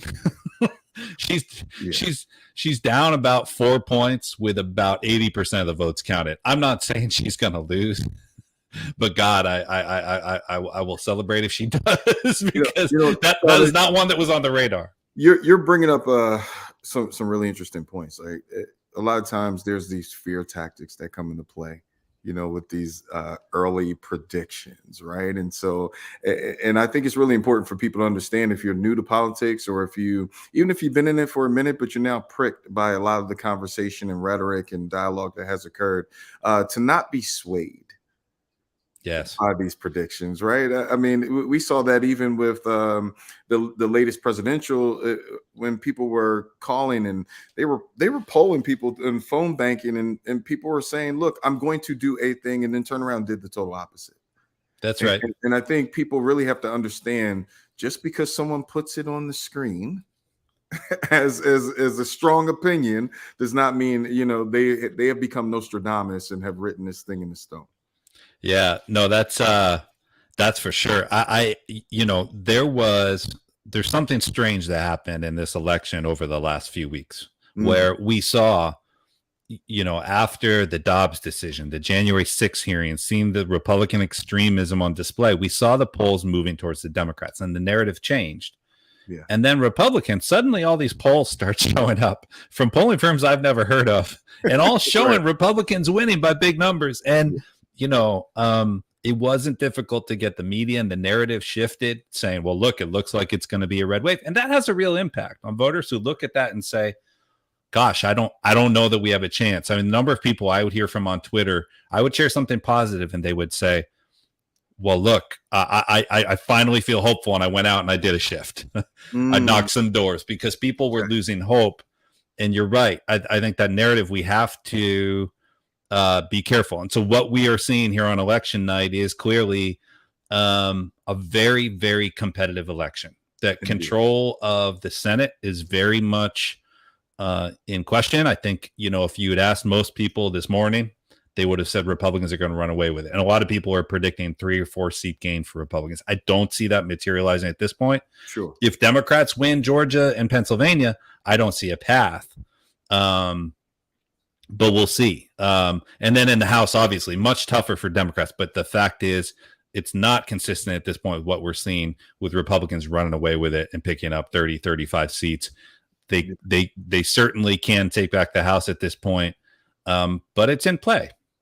Let's dig into races like New Hampshire. Talk about what's happening there. What we need to know in this moment. What's factual versus what is politically fiction. Yeah, I mean, so New Hampshire is an interesting race because you look at the Senate race there, especially, and that was a race where the Republicans, again, I mean, it's a consistent thread. They nominated a pretty extreme Trumpist Republican candidate, and this is a seat where, frankly, given the year, given the dynamic, a midterm election, the party out of power tends to overperform. Had they nominated a more moderate candidate, that was one that people expected to be a race. And then similarly, in the last few weeks, we started seeing polls. A lot of polls actually came out showing Bolduc, who's the Republican candidate, leading. And so I think a lot of Republicans who I talked to were telling me that was their sleeper race, that they believe they can win that. Because New Hampshire has a profile, as we all know, the live free or die state. Yeah. Got a lot of independent voters there. And Republicans felt like they could swing that. Still early. New Hampshire, takes a while to count. The early votes I am seeing there look good for us. Sure. I feel okay about it. I'd like to see some more vote in there before I feel too good about it. But at this point, what I'm seeing looks decent. And I'm looking at the latest now. Yeah, I mean, it's decent. This is one where I would say at this point, based on the results we're seeing, that it is leaning our way. And that's one we'll check back. I think I'll be back at around 11:30, and I think we'll have more to share on that at that point. Let's dig deeper into, we talk about the now, obviously, but now let's dig deeper into the next, right? Former President Trump recently made a few statements, letting people know, hey, tune in, Mar-a-Lago, I've got something to say. Whether that's the dog whistle or it's a bona fide announcement, we don't know. But for one who has mastered television, the art of surprise, suspense, and the whole nine, we know something is coming, down the pike. When we take a look at these races in 22, and we're seeing candidates who are still clinging to the former president's agenda, meal ticket politically as we see it. What does that say about 24? More importantly, you mentioned independent voters and having conversations with them. How important is it going to be to have a relationship and communication with those indies as we come into a presidential season? Yeah, so important. I think, look at the outlook for 24. It's mixed, frankly. This Trump brand of extremism, to be clear, as dangerous as it is also one of the biggest reasons why Republicans are having the kind of night that they're having so far, which is an election where you look at, quote, everyone talks about the fundamentals, meaning look at the stats on inflation, on other economic indicators, look at presidential job approval. When you look at all those stats, if that's all you saw, you would say, well, historically, the party out of power wins huge, and we're not seeing that, and we've talked about that. It's these candidates that, frankly, for the most part, Trump handpicked. When you talk about Dr. Oz, when you talk about Herschel Walker, when you talk about Bolduc, Mastriano in Pennsylvania, these are his candidates, and they're frankly the reason why Democrats are looking better. No, beyond that, I think Democrats have run some very good campaigns. It takes both sides of the equation being true. I think Democrats are running superior campaigns and candidates.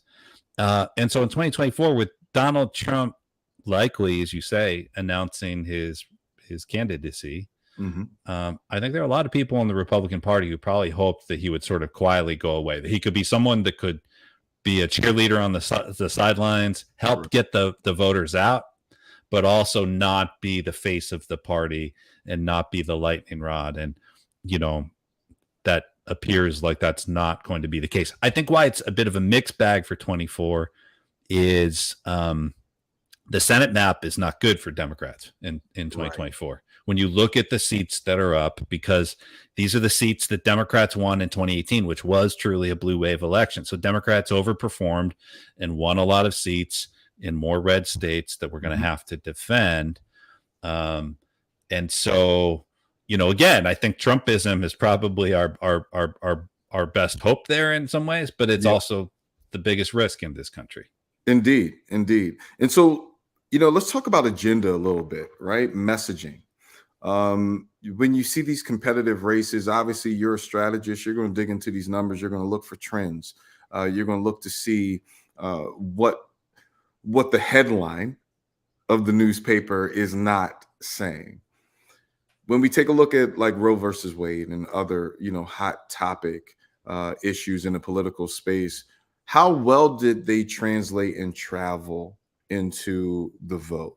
And as we go forward beyond 22, what are the ways to still address these major issues if we have not also seen them light the fire and become the bonfire that, the Dems thought that they would? Yeah, I think that's the key question is Dobbs happens June 24th of this year. It changes the landscape entirely. It sort of changes the plan for these campaigns. And I think in some campaigns, we did a good job pivoting and adopting the message. When you look at like the New York 19 special election win, I frankly, I can't speak to the messaging in that race because I didn't see the ads. Others probably follow it more closely than me. But, to hear him talk about choice being on the ballot and being able to wind that in and mesh that with an economic message, I think is part of the trick, because people have created this false narrative of, well, Democrats talk too much about choice, too much about the economy, when in reality, voters are complicated and they need to hear about all of these things. And again, I think a lot of our campaigns have done a very good job with this, and that's why you're seeing the results you're seeing now. But there's a lot of room for growth. And the nature of Dobbs, as we all know, of the Dobbs decision, is that the issue doesn't go away. It's not settled. It will be on the ballot next year and the next year and the next year until there is another Supreme Court precedent on that, which no one expects anytime soon, or federal legislation. In which case there will be another Supreme Court precedent on that federal legislation, likely, but it probably won't be favorable. And so we'll have more time to prepare, I think, is the key from a messaging perspective. And, being able to thread that needle to connect, because, a lot of the point on this, I think, was a little bit misleading, where people would say, well, Democrats are talking about the issue too much because voters say the economy and inflation are their most important issue. Well, number one, any issue that gets bipartisan support is always going to have the highest, meaning Democrats and Republicans will both say that the economy is their most important issue. So that's why it's the number one issue, because it's one of those rare issues where both sides will say it. Same with inflation. But when you look at the voters that Democrats need to win to be able to motivate and mobilize our base supporters and to win swing voters, the abortion issue is a resonant and salient issue along with the economy. And again, I think we have to study some of these campaigns that have done an especially good job in that sense. Absolutely. You mentioned being ready to prepare and taking the time out to really figure out what those steps are and move down the road. Mike Blake, obviously, is not just the host of this particular segment, but one who is constantly working around the country to prepare us, not just for the messaging, but for the advocacy, for the impact, and the conversation beyond. I know Mike is coming back to the screen. We want to bring him back. Mike, you heard, Tom said, look, we've got some work to do. We recognize that some issues didn't translate as we once thought in the messaging. But, all is not lost. There are some opportunities here, whether it be a win immediately or a key learning that will translate, especially as we go into 24. You've been one of the master planners and conveners and collaborators in the party, Mike. How did you see these issues translate in the ballot box, and how do we move them beyond 22 into 24? Look, I think we got to just get more direct with people. I'm going to help you with your job. I'm going to care about your issues and make it real practical. Folks don't want to vote for crazy, right? I mean, I just think like, you know, the subset that is going towards a Herschel Walker, there's nothing you're going to talk to them about any policy. So like if they've decided that a former football player who can't articulate any policy of any standpoint should be someone that they're voting for, me talking to them about other policies is probably not going to move them. But for those that are movable, they just want to hear you talk about what they care about and making it very practical. And there is no coincidence. The early vote turnout for women, you know, overwhelmingly, we can't ignore what has happened the last few months as it relates to choice. And I will say this often, as someone who is a minister, it is not a pro-life, anti-life conversation, because when you start doing that, you're allowing the Republicans to win. It is a pro-choice, anti-choice conversation. At the end of the day, I don't know any person that's thinking like, you know what, I really don't think you should be alive. Like, that's not what's going through someone's mind.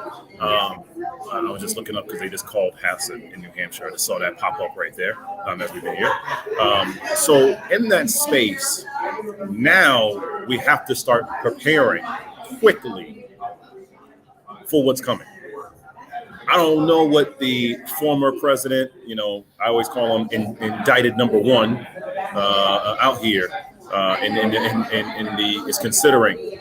But the fact that he has teased out something that he's going to be doing next week, you have to presume it's a presidential announcement and just prepare for that. And so for all of us that were thinking, oh, you can, you know, relax and chill, that's gone. That's gone. And so I think that's number two. And then third and finally, look, I do feel very strongly about this. I don't think we talk very directly to Black men the way we need to. Indeed. And that we are continuing to make these conversations, dialogues around everyone else, but we have to recognize there's a relevance and a necessity. Now, that said, we always got to show love to our sisters, and we got one of our sorors that are on the line out of the great state of Arizona. Hopefully Latricia can hear us right now, because not that Arizona is slightly critical for democracy at all. No pressure, no pressure. You know, always great to see you, Trisha Harper Woods. You know, given opportunity, what's going on, I would love for you to just share initially what you're seeing on the ground in Arizona. Let Tom respond to that, because obviously, Tom, you're seeing the data, but it's always good for us to hear that. And then we'll come back to a one-on-one with Latricia. Talk to the people about what's going on in Arizona right now. Well, thank you for having me. It's going to be a long night here in Arizona. Results are just coming in. We had a couple of snafus at some voting stations where we were having problems with machines, because that only happens in Arizona. We're the 48th state for a reason. So there was a last-minute challenge that went before the courts about extending the time to vote past 7 p.m. That did not happen. They did close polls at 7 p.m. So now we are starting to get the results in. I would like to say it's looking good, but I don't want to jinx anything. So I'm just saying it's still very early here in Arizona. But all eyes are on Arizona right now, because we have Katie Hobbs versus Kari Lake. So this is really a state where democracy is truly on the ballot, because Kari Lake is a election result denier in 2020, and she has already gone on record to say that she will not accept any results that doesn't show her as the winner. I was just gonna say she's crazy, but I mean, you were being very. I mean, no, it was good. You being diplomatic. I understand that. Tom, what are you seeing initially? Early voting numbers in particular from Arizona. Anything in that context, so that Trish can give some context and respond on that. Yeah, I mean, as y'all know, obviously the early vote, mail vote is huge out west, certainly in Arizona. And, you know, we've been tracking that the last few weeks, and we felt good about it in terms of seeing where it was compared to 2020 and 2018 in terms of what percent were coming from registered Democrats. and that it looked maybe a tiny bit better. At least it was trending in that direction as we got closer to election day. I'm going to share the cautious optimism. I feel good when I see, because in the early vote, we just see the turnout. In our target early site, we're seeing the turnout, but we don't know how they're voting, especially with independent voters being so huge in Arizona, also in Nevada, which I'm sure we'll talk about more later. And looking at how they voted, at least in the votes that are reported so far, it's good. It's good. I think it's like where we would want them to be. But that election day vote and then the late breaking votes, like we all remember, it was only 2 years ago, right, when Fox News was the first to call Arizona for President Biden, and then a lot of folks said, "What are you doing?" And they got the pressure to pull it back, and they were right. Very narrow margin, though. But yeah, some stuff to feel cautiously optimistic about at this moment. Trisha, I would love to get your perspective. And I know, Tom, you'll come on back in about 30 minutes. We'll give Tom a break. Everybody gets a break. I don't get a break. I haven't ate yet. I'm tired. We sleep, but we're going to keep it rocking right here. But Tom, you get your break. We'll see you back in about 30 minutes right there. Talk to the people about what we're seeing as it relates to efforts to mobilize Black women and what's working, what's not working, what can we be doing better? Well, I think when it comes to efforts to mobilizing Black women, it doesn't take a lot of effort. Black women have always been a very strong voting bloc. We have always been motivated to get out to vote, to get others out to vote. And a lot of women organizations that I belong to have been working for months on voter registration and reminding people the importance of voting in this election. I think with women's rights being on the ballot just as much as everything else, that was additional motivation from our sisters from Other Misters that they should be as equally invested as Black women have been in this voting process. Nobody thought that the Supreme Court would vote down Roe v. Wade. And then we woke up and the precedent in the land was gone in an instant. So I think that hopefully what we will see tonight, that was the impetus for a lot of women who may have been on the fence to get out and make sure that their vote and their voice is heard. As far as Black women mobilizing voters, that is just one thing that we do. But we also lift up candidates and we cultivate the next generation of candidates. What I hope we see tonight across the country are a swath of history-making women coming in this election season in races all across the country. Some are too early to call, but one of your previous guests mentioned Pennsylvania. That's just one race where we're going to make history tonight. And I hope there's a handful of others across the country to show that Black women cannot just get you there, but when Black women are on the ballot, they need your support to win and to stay and to lead in office. Can we and tie the two together? As I'm watching from a distance, I'm not from Arizona, I'm from the Bronx, New York. I'm just watching this crazy Republican candidate. I'm just trying to understand, like, what is it on the ground that's happening for this to even be an election? Just were there communities that weren't mobilized? I mean, there's a lot of conversation of why did Katie Hobbs not debate itself. There's a lot of things out there. Just help us understand outside of Phoenix, Tucson, like what is going on right now in Arizona? I always joke that if you have a crazy idea that you don't want to try in your state, bring it to Arizona because we're going to try anything. We're going to see what happens. And so Carrie Lake was a reporter in the Phoenix metro market for 20 years and started to take her conservative leanings to the air, and that didn't work. And so she left the air and decided to run for governor, and no one thought she would get this far, but it is Arizona. So she has the Trump support, and in Arizona, that is still a huge factor, more than what we want it to be. And hopefully it does not win tonight, but Trump came here several times. Mike Pence came here several times. So conservatism is still really strong here in Arizona. but hopefully it doesn't win tonight. Once we get past tonight, I always say the day after, effectively, the presidential election begins. What should people be taking away around how to better organize Black and brown folk in Arizona as we get ready for this presidential election?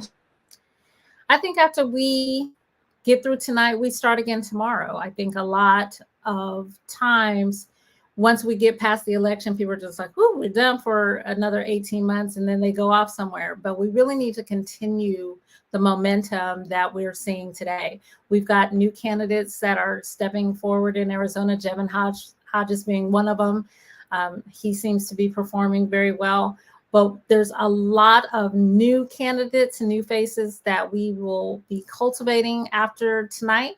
And we need to continue to empower people and implore people to stay active and to stay motivated to vote down ballot, vote in local elections, because all politics are local. And we've even seen here in Arizona where some of our lesser races made big news because people were getting taken off ballots for things like, sitting in a school committing crimes. But we need to stay vigilant after today. We need to continue to move forward and know that 2024's race starts tomorrow. So talk to the people about your work. It's always good for us to elevate and celebrate our sisters who are doing the work right now. Just so people can be aware. Everyone paying attention across the country, they need to know what you do. Oh, well, thank you. I am happy to say that I am the founder and president of Mahogany Zan Communications. We are a public relations firm located here in Chandler, Arizona, right outside of Phoenix. We have clients all across the country, none running for office right now, so we can sit here and just watch. But we help brands build awareness and people connect with their audiences and their clients across the country. So thank you so much for having me on tonight. We're grateful for you. And what's the website? And spell it out for folks so they can know how to find you. To find us, it's mahoganyzan.com, mahoganyxan.com. So X is in xylophone. If you're a movie buff, Mahogany, everybody knows that movie, mahoganyzan.com. And we look forward to hearing from you. Absolutely. Trisha, thank you for being with us. We're going to be hopefully toasting it up to Arizona in a few days, whenever that may be. But we're please send positive vibes to Arizona. We need them because the battle here is a huge one, and we want to make sure that we're victorious in the end. Absolutely. Trisha Harper Woods, everybody. Thank you. We're at 11:04 right now. Just taking a quick peek about some things that are happening in real time. We're seeing a Fetterman up by 1.5 in Pennsylvania. Herschel Walker is slightly ahead, but they did communicate, as you heard from Tom Banya earlier, why we felt confident there. Too close to call Wisconsin right now. Essentially a 1-point race happening there as well. We're going to be here a while, everybody. Again, Michael Blake, grateful for you being with us, Atlas Strategy Group, in partnership with Hard City. This is our KAIROS Conversations Election Night edition. We've been going strong for 3 straight plus hours here. We're in the 3rd hour right now itself. Just saw right now breaking news. Brian Kemp has now been declared the winner. In Georgia. Fortunate on that, hearing that right there. So now let's bring back in Jorge. And we got some good trouble out here that's about to get going. And Jorge's going to take this next portion and what's happening here. But where's RB? Where's she at? Come on. I'm looking for the boss. Oh, there we go. Now we're talking. I'm saying this to everybody because now we're at 11 o'clock. So it's 11 in the east, 8 in the west. Have you thrown something yet? Are you sipping on anything? Are there prayers? Is there mute? What exactly are you doing in this campaign mode right now? Well, I'm in Kentucky, so in true Kentucky fashion, I'm having bourbon. Oh well. Now the real question is, what kind of bourbon though? I'm having a little bit of Rabbit Hole cherry cask. It's a beautiful, not that I'm encouraging anyone to drink, but if you're gonna, it's a good one. Let me tell you something. Anything cherry cask is always a good look right there. So that may have to happen. They may have to happen. Talk to the people. I want to create space for everybody. Introduce yourself. Talk about what you're working on first and before we go into the elections, because we created this KAIROS network because I want for our people to know that we are the ones that are doing these things. Right, and we don't have to look someplace else for talent. We have to look someplace else for things to be transformed. So talk to the people about what's going on. You're being a partner. I mean, you're a boss out here. So go on. Let's talk about the campaigns and all the work you have going. Well, so I'm a 4-letter word. I'm a consultant. More than 4 letters, but these days it's a little bit of a 4-letter word. So I've got clients all across the country right now. Our firm represents everybody from John Fetterman to Mandela Barnes in Wisconsin. I've done some work with Stacey Abrams, the cycle as well. Beto O'Rourke. Obviously it's been a rough night for a lot of us, but we're just, we've been fighting the good fight for a lot of months and years now, and Robert Reich said something earlier today that I just thought sort of resonated and was going to resonate with us, that the things that we're up against this cycle, all the disinformation and misinformation and all the horrible things that we've been really up against, we're up against it because they're scared of us, because they're scared of the truth. They're scared of justice. They're scared of equity. And that's what we're fighting for. So, there's a lot of results that we were hoping would go a different way tonight. There's a lot that we're still waiting on, thankfully, but I think we all have to kind of remember that the fight that we're fighting is it's not one day, it's not 1 week, it's not 1 month, it's not 1 year, it's ongoing. And that's that fight for justice and equity. And what words of hope or encouragement would you offer to folks who maybe a week from now, after all the ballots are counted, are feeling down, are feeling like they shouldn't engage?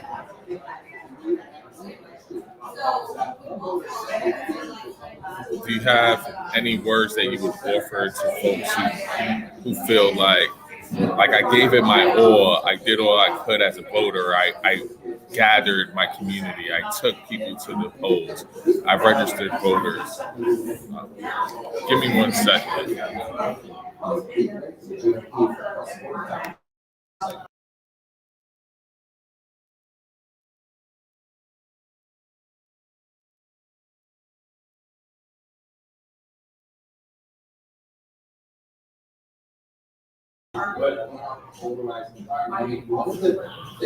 Hello? They're saying they can't hear me. I'm going to switch.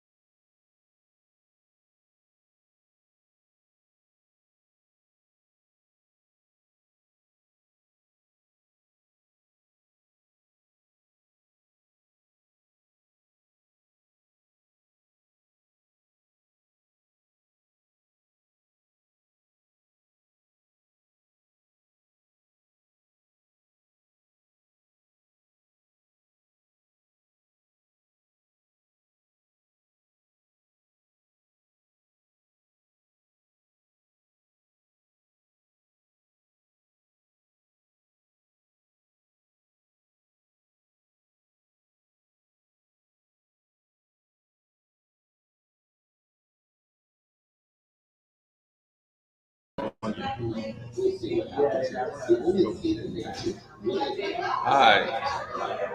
So, Raina, if you could tell us what words of encouragement, if any, would you give a young voter who may feel down because this election cycle didn't go how they expected or how they hoped for it to go?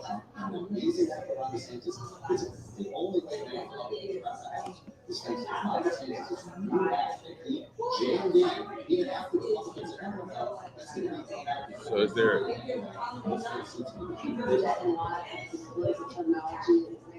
Right. What's going on?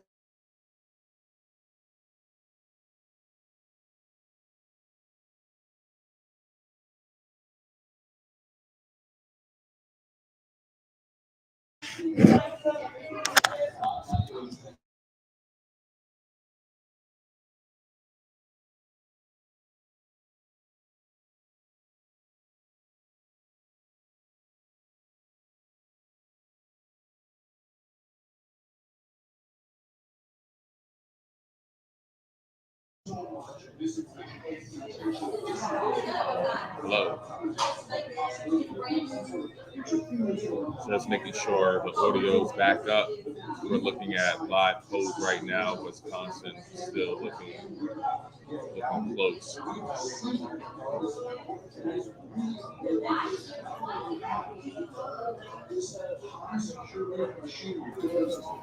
Hello, hello, hello.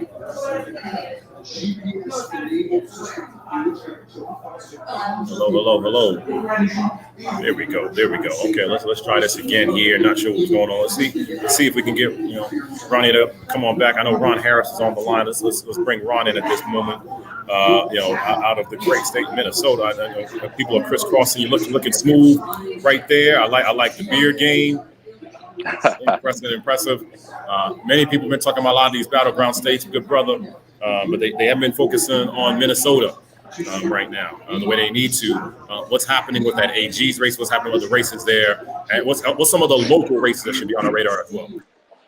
Absolutely, man. Thanks for having me on. Ron Harris here from Minneapolis. Minnesota doesn't get looked at as a battleground because I think we keep on winning. But every year that we keep winning, we have the longest streak of blue, the state voting blue in the country. But each year, each election, the margin gets slimmer and slimmer. And so the big races to look out for right now is our statewides, our governor and lieutenant governor. It looks like they're in really, really great shape, outperforming 2018 numbers. We're seeing the AG's race, Attorney General Keith Ellison's race. The bad news is that it's still close. The good news is that Keith is overperforming in Hennepin County, which is the largest county of votes here in Minnesota. So he's overperforming what he did in 2018. His opponent is also underperforming Trump in that same county, which is really, really good news. So we should be in decent shape there. Another local race to really pay attention to is our county attorney's race, which just was called about 15 minutes ago. We elected probably one of the most progressive county attorneys in the entire country. This is a county where we've seen, upwards of 10 police-involved shootings in the last 7 or 8 years. This woman, Mary Moriarty, is a former head of our public defender's office at the county. So we're going to have really a people's advocate coming into that county attorney's district seat. Outside of that, we're just a couple of seats away from winning back the Senate. Won a very, very key suburban seat that many people did not think that we would win. And so pretty decent signs coming out of Minnesota so far. And give some context are there any places that surprise you, good or bad, across the state of Minnesota right now? The most surprising thing in a good way is we have an insane amount of early votes coming in statewide.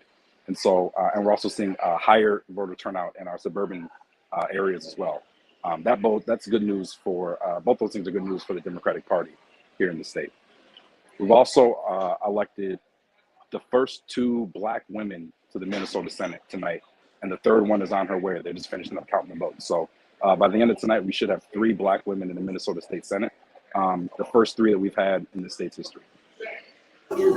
And also, I think it's important. Most people don't realize the community that's there, the Somalian community, and others that are throughout the state, the impact and presence that they continue to have. Give people some context around that. So in Minnesota, we have the highest concentration of Somali people outside of Mogadishu, Somalia. So I mean, the highest concentration in the world outside of Somalia. And in the 15 years or so that they've been here as refugees, have built up a significant amount of political power and are deciding many elections. And so one of the Black women actually who is elected tonight to the Minnesota State Senate is a Somali woman by the name of Zainab Mohammed. And she's, I think, 25 years old. She'll be the youngest woman ever elected to the Senate as well here in the state. And a big reason for that is the very high concentration of Somali voters in Minneapolis and St. Paul areas. And we're starting to see very high concentrations of that community in our suburban seats as well. And that's where we're starting to make some of our gains just outside the cities. They also came together and elected Ilhan Omar, Congresswoman Omar, 6 years ago now. And she just wrapped up and won her race tonight as well. Excellent. And then last, I'm going to turn this back over to Jorge for a second because again, the immigrant opportunities here. With the impact of redistricting, let's give, how did that impact locally in Minnesota? And what's the next wave of us mobilizing our immigrant communities at this time? I'll let Jorge be the one to follow up on that, but I want to give that question to you. So the first major thing that we need to pay attention to as it relates to redistricting for immigrant communities in Minnesota was that as a result of our redistricting, we actually lost 4 Latina women in our legislature. No, 3 in the legislature and 1 who was a mayor of a city. Now, she stepped aside because she was ready to be done, but the 3 that ended up walking away were redistricted as well. And so it hurts, right? I mean, it hurts that the Republicans try to clump up many of our communities in just one district. And it really cost us a bit of diversity at the legislature. Now we talk about what we need to do to build back up. The population of those communities, Somali, Latino, and the Black community is growing in this state. And so if you look at just the numbers from a demographic perspective, we have a real opportunity to start to take some power, not just as voters, but also there's many more of us starting to run for office, recognizing that we do have the talent, we do have the vision, and people are getting in younger and younger at the same rate. If we could go back to talking about the county attorney's race, right? Because I'm fascinated with that. In many states, public defenders have tried to turn over and be a county attorney, be an attorney general, and they fight hurdles. And understanding the ballot initiative that just happened last year in Minnesota, and understanding what that means, maybe you could talk about the ballot initiative regarding just law enforcement's presence and those battles, and then having a public defender coming into office as a county attorney. Yeah, that's a great question. So in 2021, which was our citywide elections in Minneapolis, there was a ballot question on the ballot that essentially would couch the Minneapolis Police Department under an entire Department of Public Safety.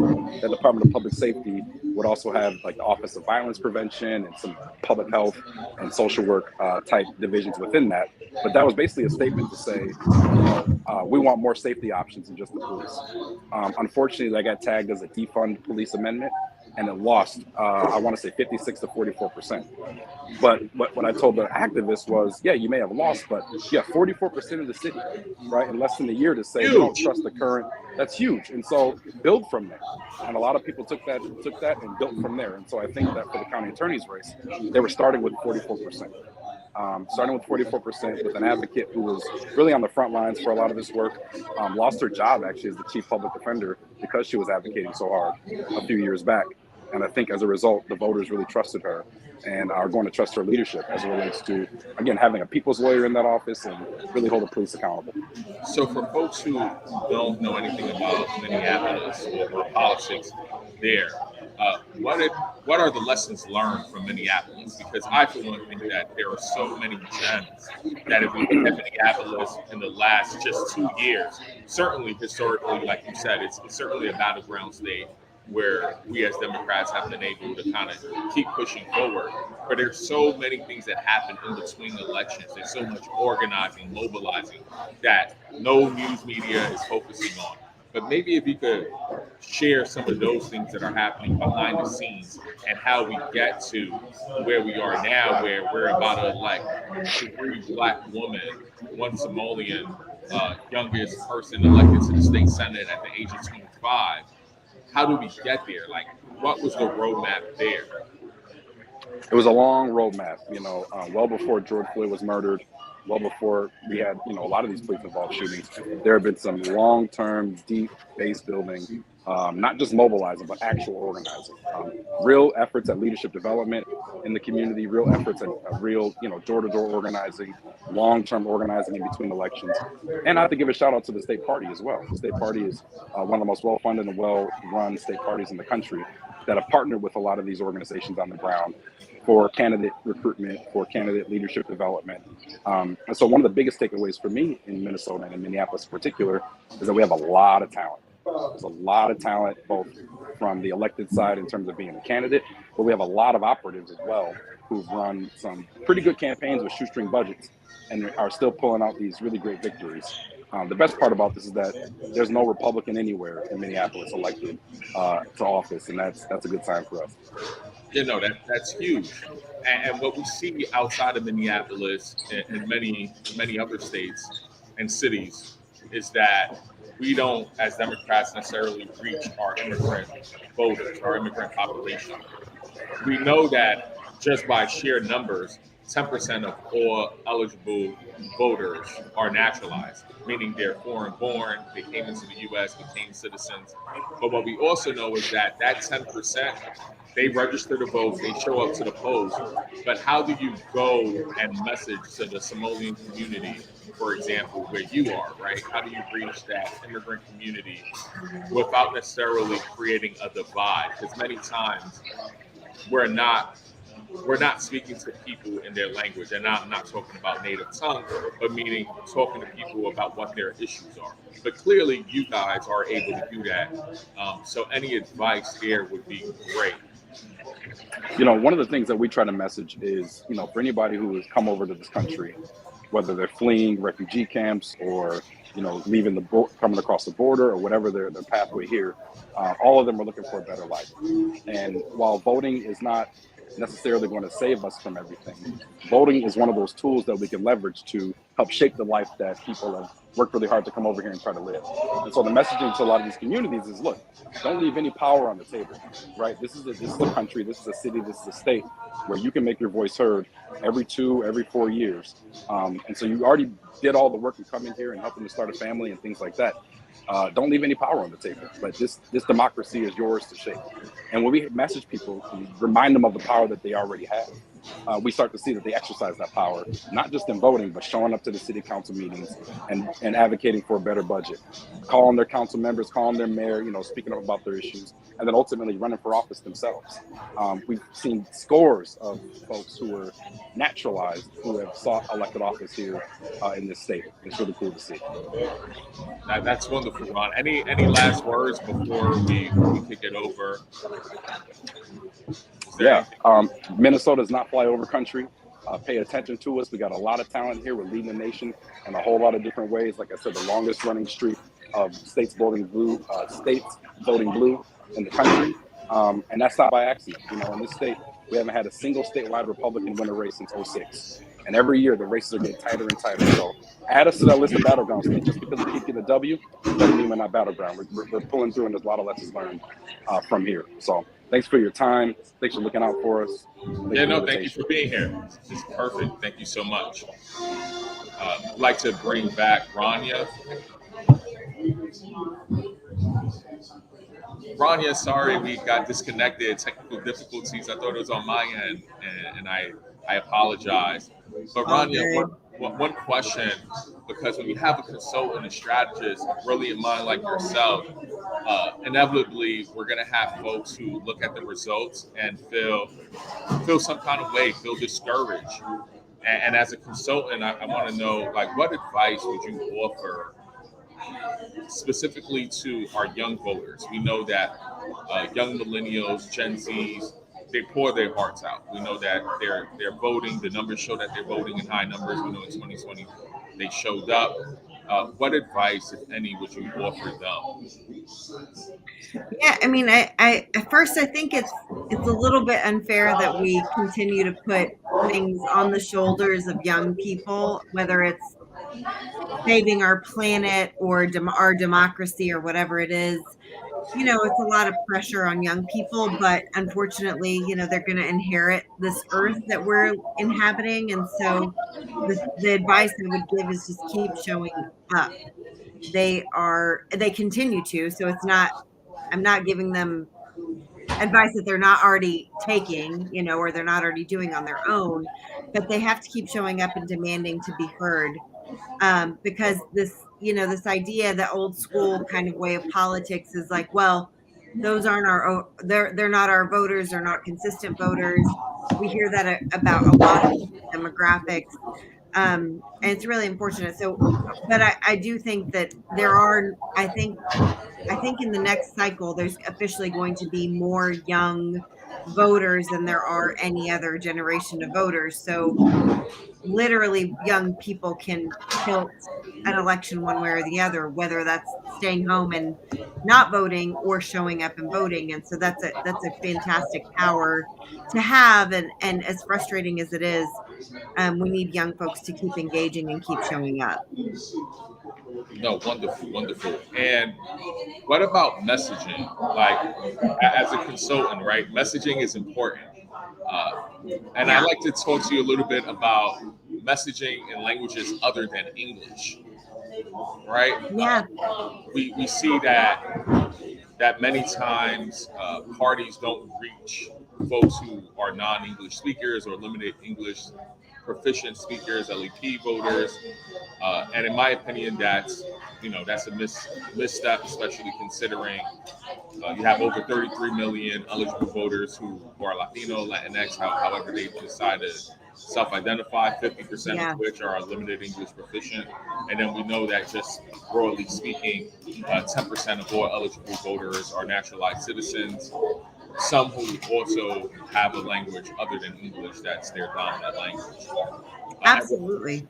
And when we look at elections being so close to what they are, especially if we look at the Georgia race right now and we look at the senator race, we can only imagine how many individuals who are limited English proficiency may have not been reached to the extent that they could have, that could have made a big difference. I'm looking at the polls right now, and it has Senator Warnock down by 0.4%, right? So when we look at something like 0.4%, and you look at a state like Georgia that has a high limited English proficient population, a high naturalized citizen population, what can we do differently?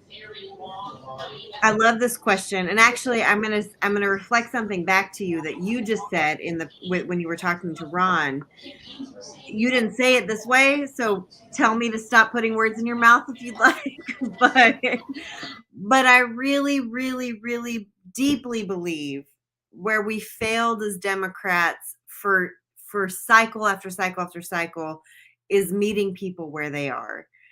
And what does that mean? I mean, that means if I'm talking to a farmer in rural Kentucky or Iowa or Minnesota or wherever, if I'm talking about climate change and I use all the acronyms and words that we use within sort of the movement, eyes glaze over, we lose people. But if I start talking about receding soil levels and harvest schedules and things like that, that's something that's meeting them where they are in a way that they understand. That's one. I'm talking about rural America now because I think we've given up on rural America and we shouldn't do that. But to your point, I mean, I'm a first generation Palestinian American woman. My first language was not English. And so this speaks to me in a deep kind of way. We have this tendency as a Democrat, and I say we because I am a lifelong Democrat, all my frustrations and all, I'm still a lifelong Democrat. We have this tendency to think that everybody's just going to show up in the place where we're at. And that's just not the reality. We see this cycle after cycle after cycle, and we have to stop. We have to kind of get over ourselves a little bit, and that, to your point, that means communicating to people in their language and going to where they're at and helping them to understand that we're not just the party of the anti whomever, but we're going to show up for you. And I mean it so much that I'm going to say it to you in your language. Absolutely. I mean, I was in Florida for the 2020 election, and my family's from Puerto Rico, so I'm bilingual in Spanish and English. And when I was watching Spanish news media, and I was seeing advertisements that were targeting Cuban Americans, naturalized citizens from Cuba, and you're talking about healthcare, I'm like, arguably, Cuba has one of the best healthcare systems in the world. Healthcare is free there. So why are we giving the other side talking points? And then right when they ran with it, it was, communism. That's why they're talking about this. That's why they're talking about that. Yeah. And I'm like, if we just stop to listen, right? Understanding that no community is a monolith, that's fine. But if we could just listen to what issues are instead of thinking, well, these are our 3 points, so we need to talk about it, and that's going to impact everyone. Certainly, healthcare impacts everyone, but if you're an asylum seeker, or if you were granted asylum and you came to this country from a place that gave free healthcare, maybe healthcare isn't the best thing to start talking to this person about. Well, and that's exactly that your point. I mean, you've hit the nail on the head. I hate such an obvious idiom, but you have, because oftentimes we come to people as though we have all the answers for them, and just like you said, we don't stop and listen. We don't stop and understand who are we speaking to and what are their needs. And then also a really important point you brought up, every community is not a monolith. And that goes for, people who identify as men, people who identify as women as well. Like, we want to put people into a box and say, you're an immigrant, so you care about, immigration rights, or you're a woman, so you only care about, and it's not to say we don't care about those things, but it's so much broader than that. And I feel like we get caught up in our own narrative and our own sort of cyclical way of thinking, and forget to stop and think and ask and listen and meet people where they are. No, thank you for that, Rania, and it's been a pleasure. Thank you for sharing the virtual stage with me tonight. Thank you for sharing your brilliance. I'll turn it back over to Mike now. Mike, thank you, Jorge. Thank you. You held it down. She was already doing her thing. So we already understood what was happening there. Hopefully you all can hear. Just testing quick. Testing. Kendall, can you hear me? And we all good in that manner. So let's bring Tom Barnier back in. And if we can, let's get. So Tom, you tell me, what site do you trust the most for data? I want to bring that up right here, so we can do a state by state real time. I mean, at this point, I'm using the New York Times site just because it has the data I need. Okay, so all right, so let's do this. So Kendall, let's bring up the New York Times right now, please. And what we're going to do in real time, we're going to ask for Tom. Let's go through the states. Yep. Let's break down what's actually happening for you to communicate why you're still feeling good. I'm assuming you're still feeling good, right? I feel better every time I show up here. So. Oh, okay. I mean, because you got a smile on your face right now. You got a smile on your face. So, all right. So, we're looking at. Let's see. Okay, so we have this thing. So let's do the Senate races, Kendall, please. Let's click on the Senate there in the center. Perfect. Okay. All right, Tom. What, now let's do this here. See, they're putting you to work right now. See, I can't show y'all my password. I'll show you my password. We'll figure out a map there. All right, Tom. Walk us through states. What are you seeing, and what comes after today? Yeah. So we'll start with New Hampshire, because when I was last here, someone was asking about New Hampshire, and basically within moments of me being here, that was called as a Democratic win, which is, look, that was one that wasn't on the radar, and then it came on the radar. And there were some polls showing the Republican winning there, Don Bolduc, and it's not happening. So, good news just in the last half hour or so. Pennsylvania. Pennsylvania, obviously, we've still got a lot of votes still to be counted there, as we all have, been warning. Especially, we know that Philly is going to take a while. We had the early dump from Philly, but we expect to see probably, they're estimating about 2/3 of the votes are in at this point in Philly. Obviously, the votes that are going to come in Philly are going to be overwhelmingly Democratic. One thing we are seeing, and it's let's click on Pennsylvania as Tom is speaking. Go ahead, Tom. Perfect. Well, CNN doesn't think there's a Senate race. Leave it to CNN. Just to mess with your magic right there. Yeah. Okay, hold on. Here we go. So no one tell John King that. That is someone should screenshot that right there. That you're seeing that CNN site is not showing Pennsylvania. What I think we're seeing here, Wait, this went on. Oh, this made previous. That's why it's previous. Yeah, I think this is 2020. Okay. But look, the thing that I like in Pennsylvania right now is similar to what I like in Georgia, which is even when you look at these counties where the Republican counties and Oz is winning, Oz is still running behind where he needs to be. Same thing. Look, I keep talking about Georgia, and it's a close one, and I don't know where it is at this point. I'll click through where I'm looking here, but it last I checked, Walker was still leading, but Fulton County had dropped a bunch of votes. Right now, we've got 86% of the vote in Georgia, and they have it at a 700 vote margin statewide.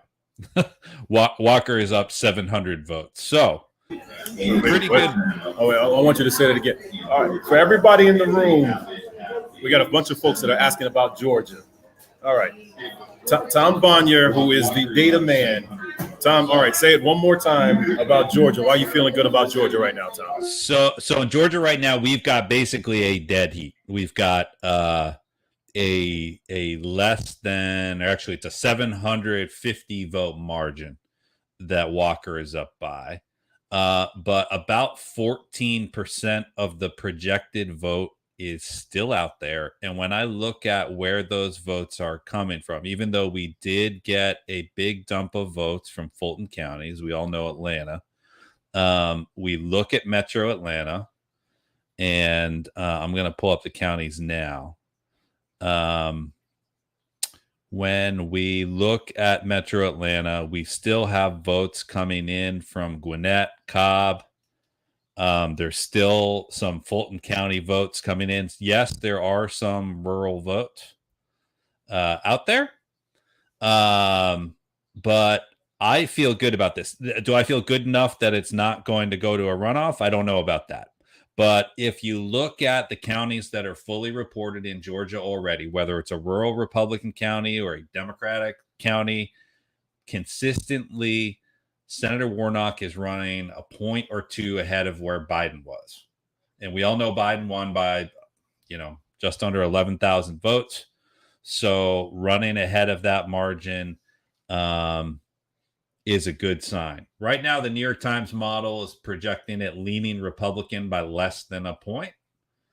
So again, I think probably the most likely outcome right now, if we're putting odds on this, is that we see a runoff here. And remember that runoff happens just about a month from today. So we'll see. Going around the country, otherwise in the Senate races, for the most part, everything is going to be moving to, we're going to keep watching Georgia, Pennsylvania.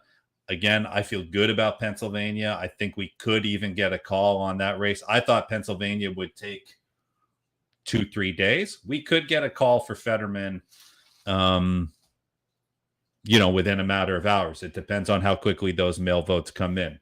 But plenty of good things to be watching in Pennsylvania.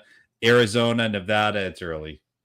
like we talked about the last update. They've counted the mail votes. I've looked at Arizona a little bit more closely since last time and continue to feel cautiously optimistic about what we're seeing in Arizona. And if we can talk about the House, I mean, I think how you've seen. Let's talk about it, because apparently Kornacki said something earlier that there's a chance of holding. Yeah, well, look, that's what all the smart data dudes are saying now. They're coming around. The same people who were talking about a red tidal wave just 4 or 5 hours ago. Nate Silver said something similar. Nate Cohn pointed out how their model went from saying Democrats had about maybe a 15% chance of holding the House to somewhere up in the 30% range now. When you look at these results, I think we can safely put to bed the red tidal wave narrative now. It's not happening. When you look at these House races, Lauren Boebert is still losing in Colorado. Again, do I expect her to lose? Probably not. But the fact that that's still a competitive race at this point, 71% of votes in, she's down 4%. Myra Flores, obviously has become someone the Republican Party has put out front based on what they saw happen in 2020 in the Rio Grande Valley. As a rising star in the party. Right now, she's down 11 points with 75% of the votes in. There are some surprises here, and frankly, to the extent that we're seeing surprises in the House, they're almost entirely to the Democrats' benefit. So, yeah, and this is a perfect map. I think if you go through this, if you go down into Texas, if you click at the bottom of Texas, that bottommost square there, right below that one. Yep. So if we look at that, what we see there, that's Texas District 34. Again, that is the Myra Flores district. And you'll see where she is down at this point, 11,000 votes. So I'm not saying she can't make it up, but I think that's one that Republicans didn't expect to see going in this direction. The other thing that we have to remember as we go west here, California is going to take a long time to count. We will not be getting results from California tonight in terms of anything that will be definitive because of those mail ballots. But to the extent that Democrats had hope of picking up seats and flipping seats, a lot of those are in California, in Southern California, in Orange County, seats that President Biden won. And so those will be ones to watch. I think going elsewhere in the county, in the country, in Ohio, another one that I'm looking at, I've been watching closely, is District 1 in Ohio. It's down around Cincinnati. And you'll see it's that crosshatched one in southwestern Ohio. And there you've got Steve Chabot, longtime Republican incumbent, been around for, I don't know, as long as I can remember, representing that district. Right now, he is down almost 11,000 votes with 95% of the vote in. That was one that was thought to be competitive. But again, this is the kind of district where if we were going to see a red wave, Republicans would be winning that. That's almost certainly a Democratic pickup. That's knocking off a Republican incumbent. Can I be a personal request for a second? Can we go to Arizona 1? Kevin Hodge is one of our people. And Arizona 1. There's not much that's coming in Arizona over there. Yeah, 14-point lead at the moment. So right now, Kevin Hodge is up 14. It's a solid 28,000 vote lead. Again, this is mostly the mail vote, or almost probably entirely the mail vote at this point, but that's 57% of the votes. Similar to what we're seeing in the statewide, especially in the Senate race. This is an overperformance of the models that we had for the early vote, which is a good early sign. I mean, we've seen this in Pennsylvania. We've seen this elsewhere. The early vote we knew was Democratic. You and I have talked about this a lot over the last couple of weeks. We knew it was going to be Democratic in a lot of these states, and this is holding in Arizona and here in District 1. It's more Democratic than our models had predicted which is a good sign. We'll see if that 28,000 vote margin holds up over that time, but I think that's at least a decent early number. Excellent. Tom, you've done it again. Appreciate you, brother. I know, we'll connect back in tomorrow. But, the crisscrossing that you're doing virtually, we are grateful for you. I'm sure you're not going to go to sleep anytime soon, but I just want to say thank you for absolutely everything for joining us on tonight. Thank you so much. I look forward to talking more. Absolutely. All right, everybody. We're going to give you time to let you relax. I know y'all stressing. But just Tom said, don't stress. Numbers are showing why we should feel good. We feel good that we're in a scenario where the votes are coming from. Warnock should be fine. We feel that we actually may have the path in the House, and we just have to wait. And so patience is a virtue. And so again, on behalf of our entire teams, Atlas Strategy Group, Heart City, to Malik, to Kendall, to Nahal, to Corinne, to everyone that was a part of mobilizing, making this happen on tonight, to all the speakers, and to all of you for taking the time to rock with us. Just say thank you for saving democracy and doing your part to save democracy. My name is Michael Blake. Have a good night.